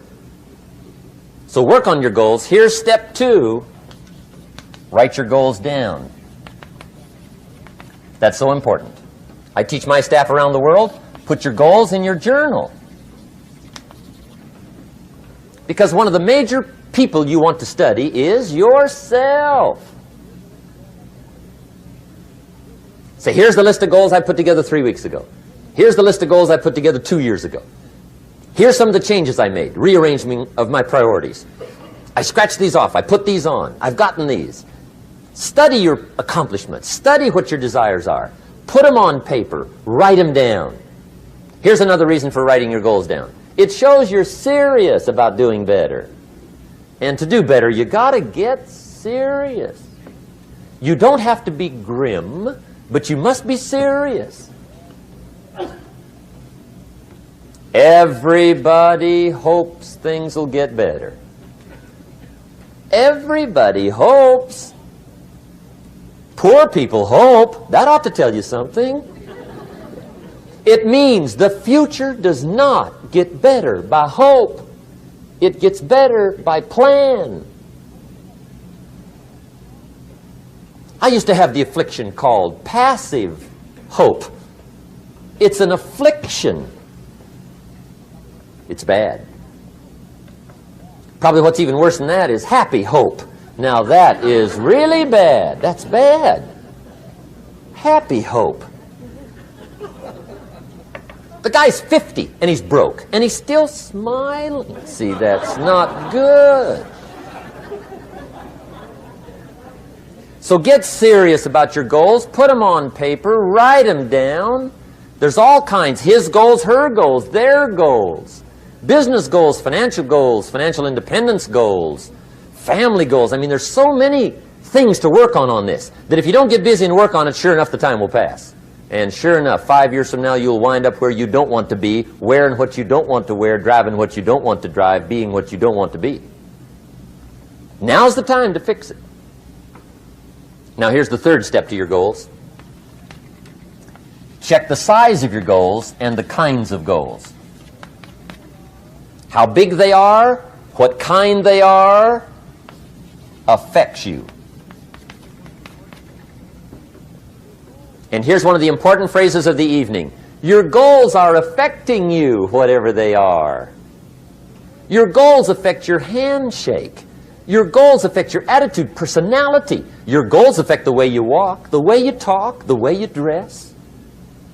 All day long, we're being affected by our goals. Now, some people have goals, but they have such lousy goals. The effect is bad. I asked a guy one time, what are your goals for this month? The guy said, look, if I could just scrape up enough money to pay these lousy bills. That was his goal. I'm not saying it isn't the goal. It's a goal, but it's such a lousy goal, the effect is bad. You don't jump out of bed on Monday morning and say, oh boy, another chance to go out and scrape up the money to pay my lousy bills. See, you don't do that. Usually you say, oh, not another Monday.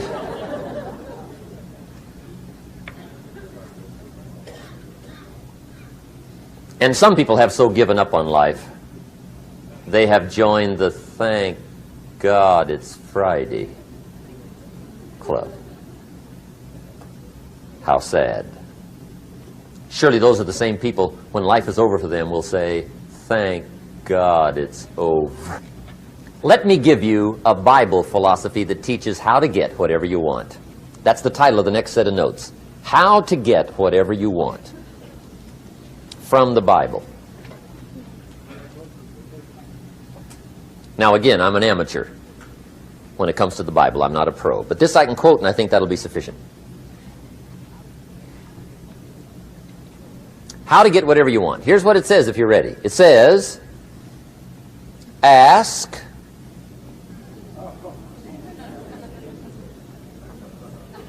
That's it. End of notes.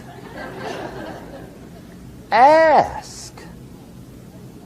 If there's one art in life to learn extremely well, that's got to be one of them.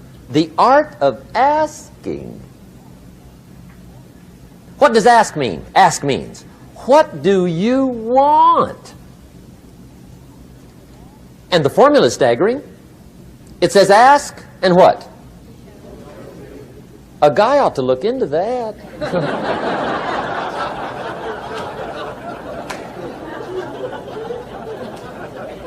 He says, yeah, but you work where I work by the time you struggle home. It's late. You got to eat a bite of supper, watch a little TV, get to bed. You can't sit up half the night, ask. And the guys behind. See, you've got to be better than a good worker. You've got to be a good asker. Now, let me give you 3 key points on asking and receiving. This can do it. Number 1, asking is the beginning of receiving. Asking starts a unique process, mental and emotional. I don't even know how it works. All I know is it works. It's like pushing a button and all this machinery starts working. I don't know how. It just works. There's a lot of things you don't need to know how. Just work them. Some people are always studying the roots. Others are picking the fruit. I mean, it depends on what end of it you want in on. Asking is the beginning of receiving, so start the process. Here's number 2. Receiving is not the problem. Receiving is automatic. Now, if that's true, receiving is not the problem, what's the problem? Failure to ask might be one of your major problems. I don't know. Check it out. The guy says, oh, now I see it. I got up last year and hit it every day, but there's not a scrap of paper with my goals on it. Good worker, poor asker. So you got to change that. Here's number 3. Receiving is like the ocean. There's plenty, especially in California. It's like an ocean here.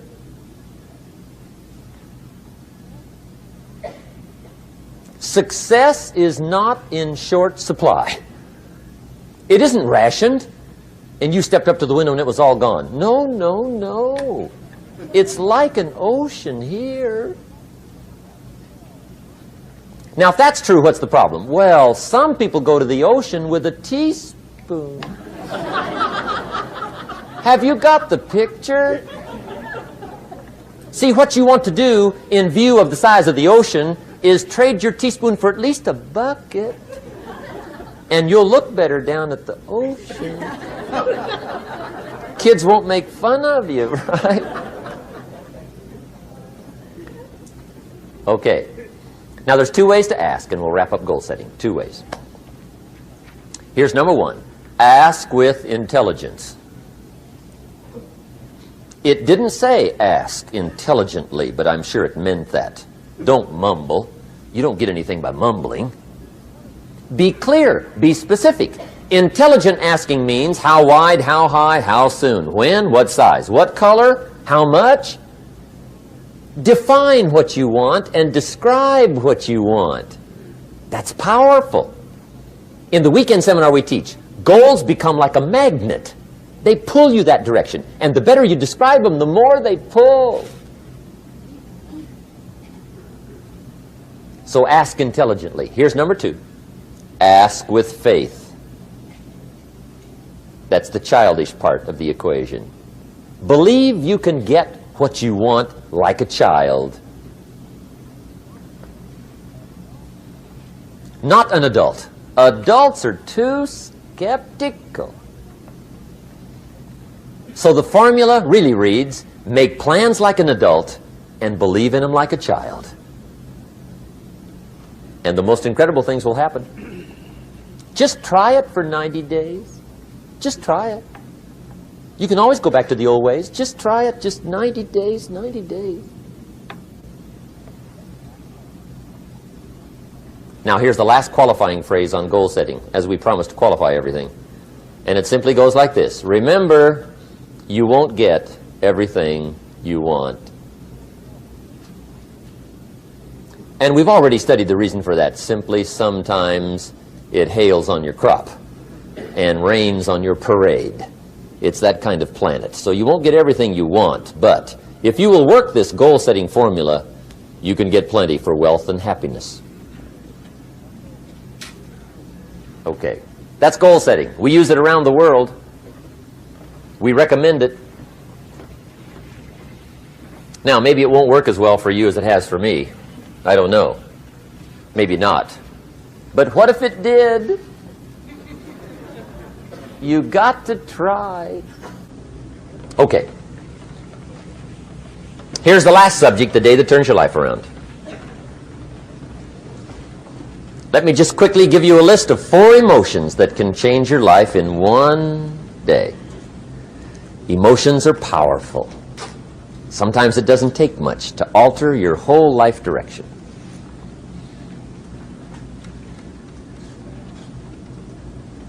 Okay, here they are. Number 1, disgust. Powerful emotion. Disgust says, I have had it. See, that could be the day. The day you can say, I've had it.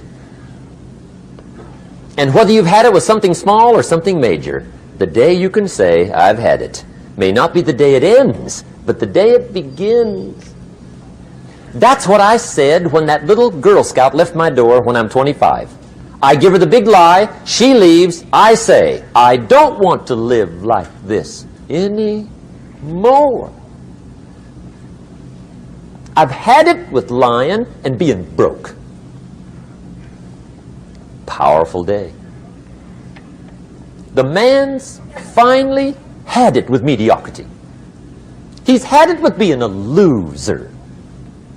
He's finally had it with those awful sick feelings inside, knowing his wife is at the grocery store looking at 2 cans of beans, one marked 37 cents, one marked 39 cents. And the guy sick inside knows his wife's going to buy the 37-cent can, and she doesn't even like the brand. Do you know why she's going to buy the 37-cent can? To save 2 cents. The guy sick inside finally says, I've had it. Being on my knees in the dust looking for pennies? We're not living like this anymore.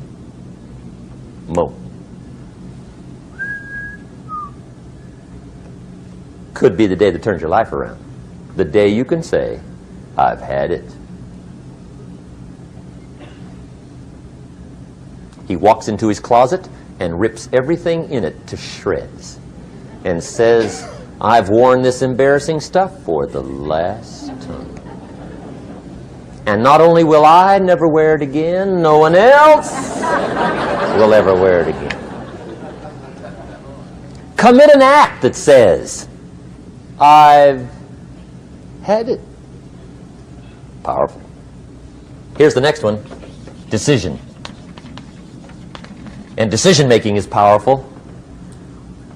And it's emotional. That's those knots in the pit of your stomach, right? Waking up in the middle of the night in a cold sweat, trying to decide. We sometimes call it inner civil war. What shall I do? Well, for progress, you must decide. The best advice I can give you came from a wealthy friend of mine who said, if it's easy, do it easy. If it's hard, do it hard. Just get it done.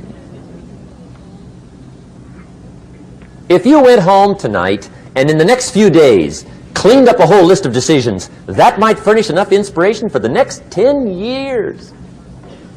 I found this out many times after you've decided. Getting on with it is easier than deciding. Sometimes decision is the toughest part. Here's the next emotion, desire, wanting to bad enough. And I don't know how to tell you to want to. That's something you've got to come up with. There's 2 things I know about desire. Number 1, it comes from inside, not outside. You don't send off for it. Number 2, I know desire can be triggered by something. Who knows what it might be? Sometimes desire waits and sleeps for something to happen. Maybe it's a book, maybe it's a song, maybe it's a sermon, maybe it's a lecture, a seminar, maybe it's the conversation of a friend, a happening, an event. Who knows? The best advice I can give you is what I give my staff. It goes like this: welcome every human experience. You never know which one is going to turn it all on. even the bad experiences. Sometimes from the bitterest experience comes the greatest awakening. So let down the barriers, take down the walls. The same wall that keeps out disappointment keeps out happiness. Let life touch you. Don't let it kill you, but let it touch you. Here's the last one. This one's powerful. Resolve. Resolve says, I will. Two of the most powerful words in the language. I will. Benjamin Disraeli once said, nothing can resist a human will that will stake even its existence on the extent of its purpose. Shortly put, I'll do it or die. See, that's powerful. That could be the day that turns your life around. The world has a strange way of stepping aside when somebody says, I'll do it or die. The man says, I will climb the mountain. They've told me it's too high, it's too far, it's too rocky, it's too difficult, it's never been done before, but it's my mountain, I will climb it. Pretty soon you'll see me waving from the top. Or dead on the side, because I ain't coming back.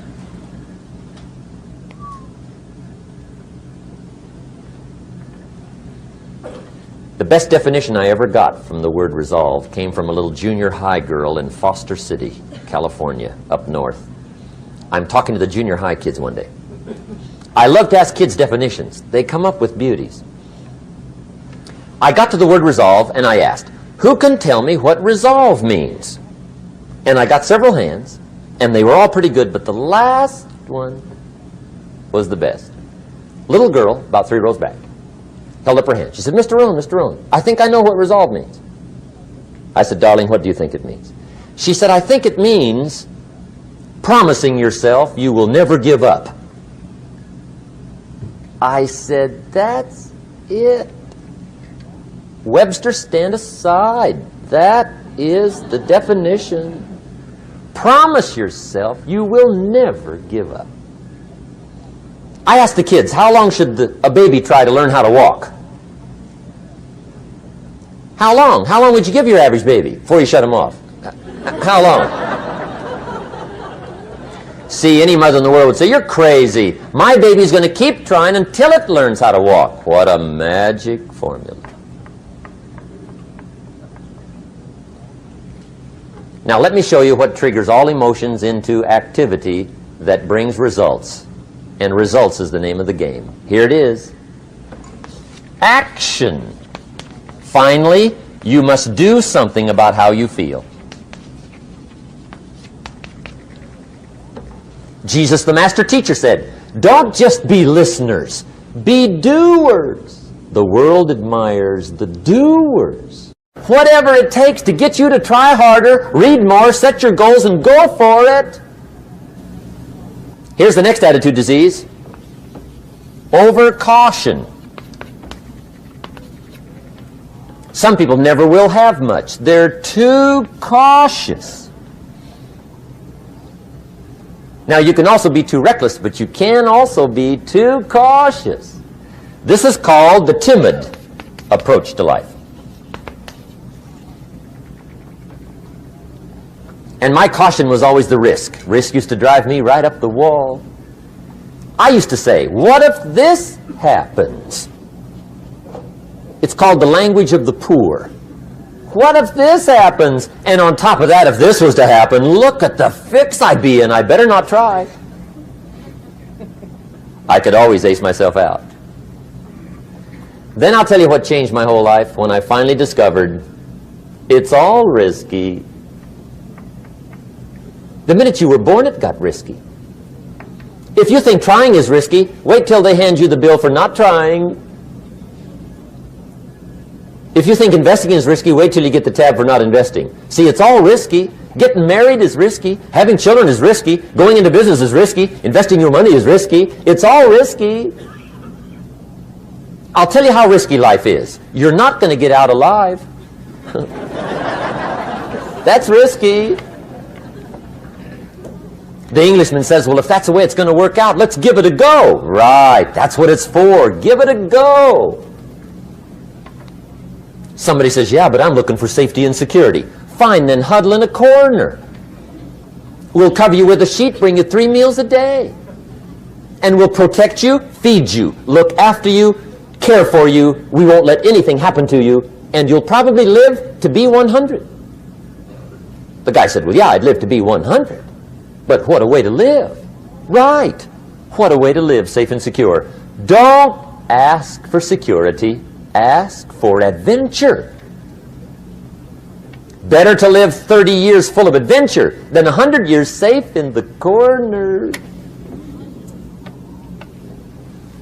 And see, it's not important how long you live. What's important is how you live. Here's the next attitude disease. We're almost through with this motley list. In fact, we're almost through. Hang on. The next one is pessimism. Pessimism, the deadly disease of always looking on the bad side, the problem side, the difficult side, checking all the reasons why it can't be done.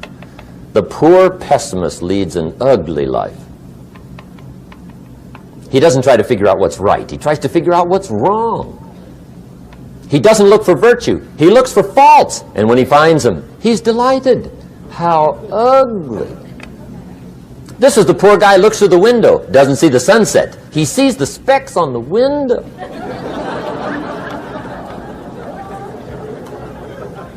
And this is the poor guy, right, who rushes up, takes such leave of his senses. This guy rushes up and he says, I've got 5 good reasons why it won't work. He's so dumb he doesn't know. All he needs 1. He's got 5.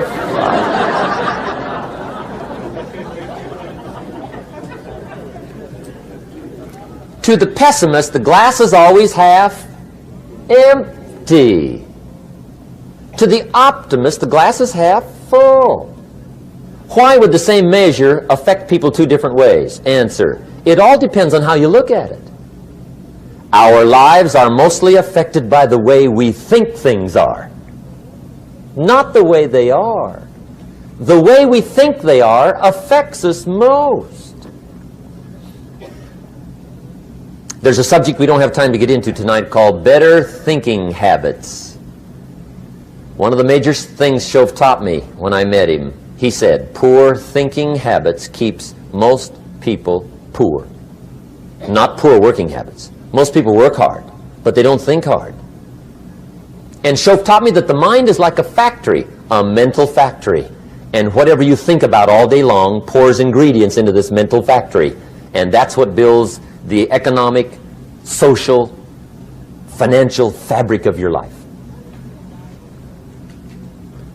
He quoted me a Bible phrase that says, as you think, so you become. How awesome.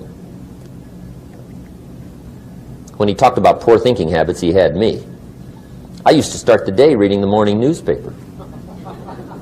I mean, you can believe that or not. I'd get a cup of coffee and read the paper. I'd load up on wars and riots and murders and stabbings and killings and bank robberies and muggings and car wrecks and tragedies. I'd even read the back pages. I seem to like that stuff for some weird reason. I'd load up on all that, and then I'd start the day. You can imagine the kind of days I used to have. You walk around on your financial knees. They call you economic peewee.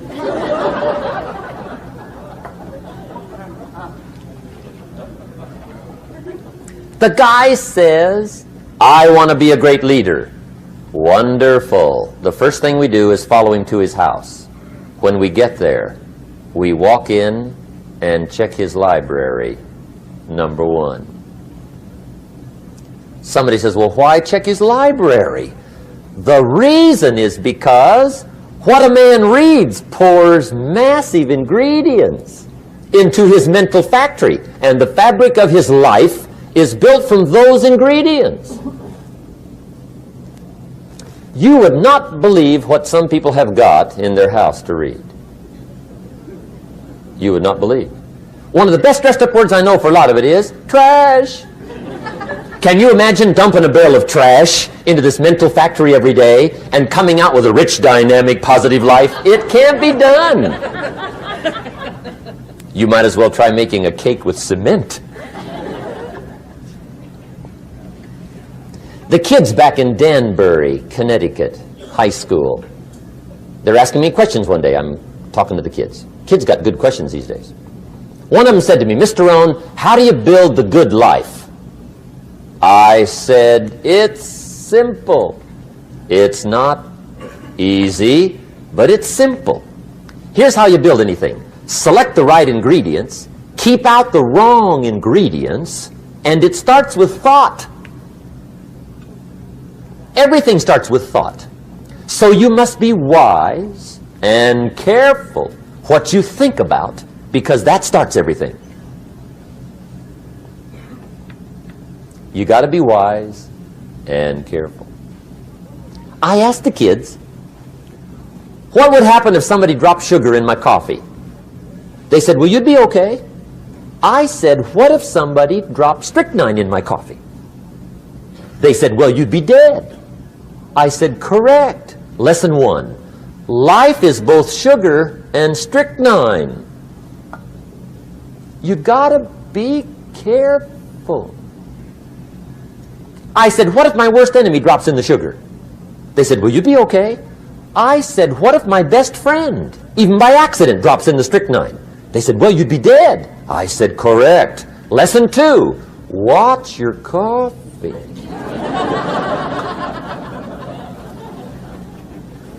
You got to be careful. See, it doesn't matter who hands you the bad stuff. It doesn't matter where you get the bad stuff. It'll still do its damage on your bank account, wherever you get it. Mr. Schoaf gave me one of the greatest phrases when I first met him when he said, Jim, every day stand guard at the door of your mind. How important. Stand guard at the door of your mind. And you decide what goes into your mental factory. Don't let anybody just dump anything they want to in your mental factory, because you've got to live with the results. Okay, here's the last disease, and we're through with this list. In fact, we're almost through. Hang on. The last subject is very brief. The last disease, but this one is deadly.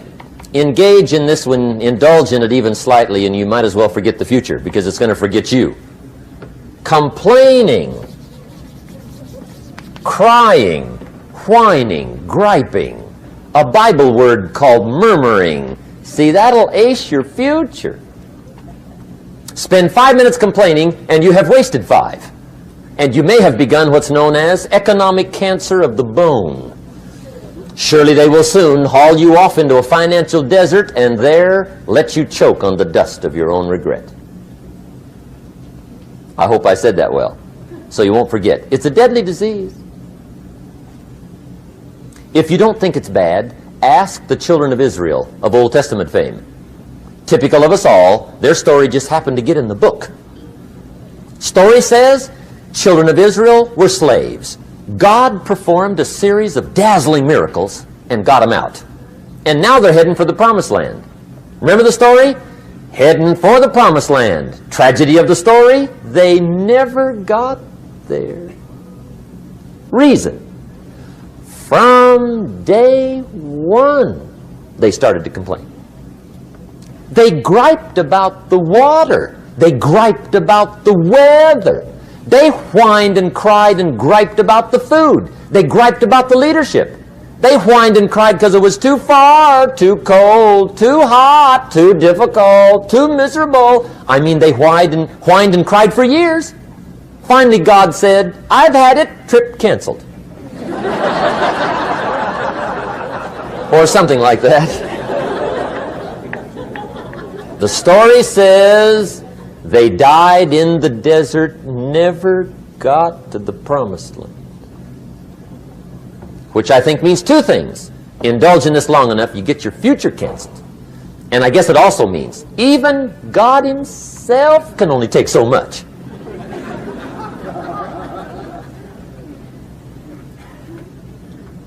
Okay. Just be on the lookout of the things that can destroy all the good you start. The war is on. And this evening, tomorrow, mentally, personally, socially, economically, you got to make sure you're winning the war. And this is part of it.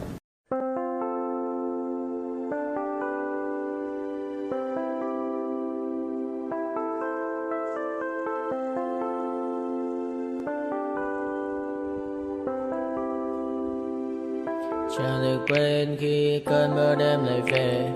Em nơi quên lời thề và ta như đông chìm sâu, không còn mơ em anh nhạt màu. Em chỉ cần mơ đâu em mai, chỉ còn là những cơn mưa vô giá cho bên mơ em không mơ anh. Anh một đêm mơ chỉ cần bên em không được cơn nhớ và chỉ có em không muốn nhớ và người ta bên nhau như ngã tớ. Muốn nhớ vì say em chỉ có mấy em ở đây và anh như muốn chết đi nhưng không muốn em mơ mày. Tình yêu làm cho ta đau đầu, không em như mà mơ mộng. Anh như đêm mong cầu và mưa bên em âu sầu. Chào cả mặt mai mà mơ, chỉ có bên em nhưng là khó mơ. Mà đã ra em muốn bên ai. Anh không mong gì hơn, chỉ mong em sẽ ở đây ôm anh thật gần. Anh chỉ mong đôi ta được có nhau mà đừng em đâu anh có em. Một đêm bên anh có em, ta sẽ trao nhau môi hôn thật sâu. Ôm anh cứ nữa mà ngâu và em chỉ nằm đâu. Anh không muốn em ở đâu đâu, một cơn gió thứ anh không mơ cầu. Mà gặp đôi anh mà bên anh chỉ là my friend. Em quên đi bao lời hứa, quên đi cả những ngày xưa. Anh như là một đứa, em không còn một chưa. Mà đừng bao đêm ở đêm, anh như một đôi mà game, không như là ba trên thêm, cho em nhiều hơn như là game.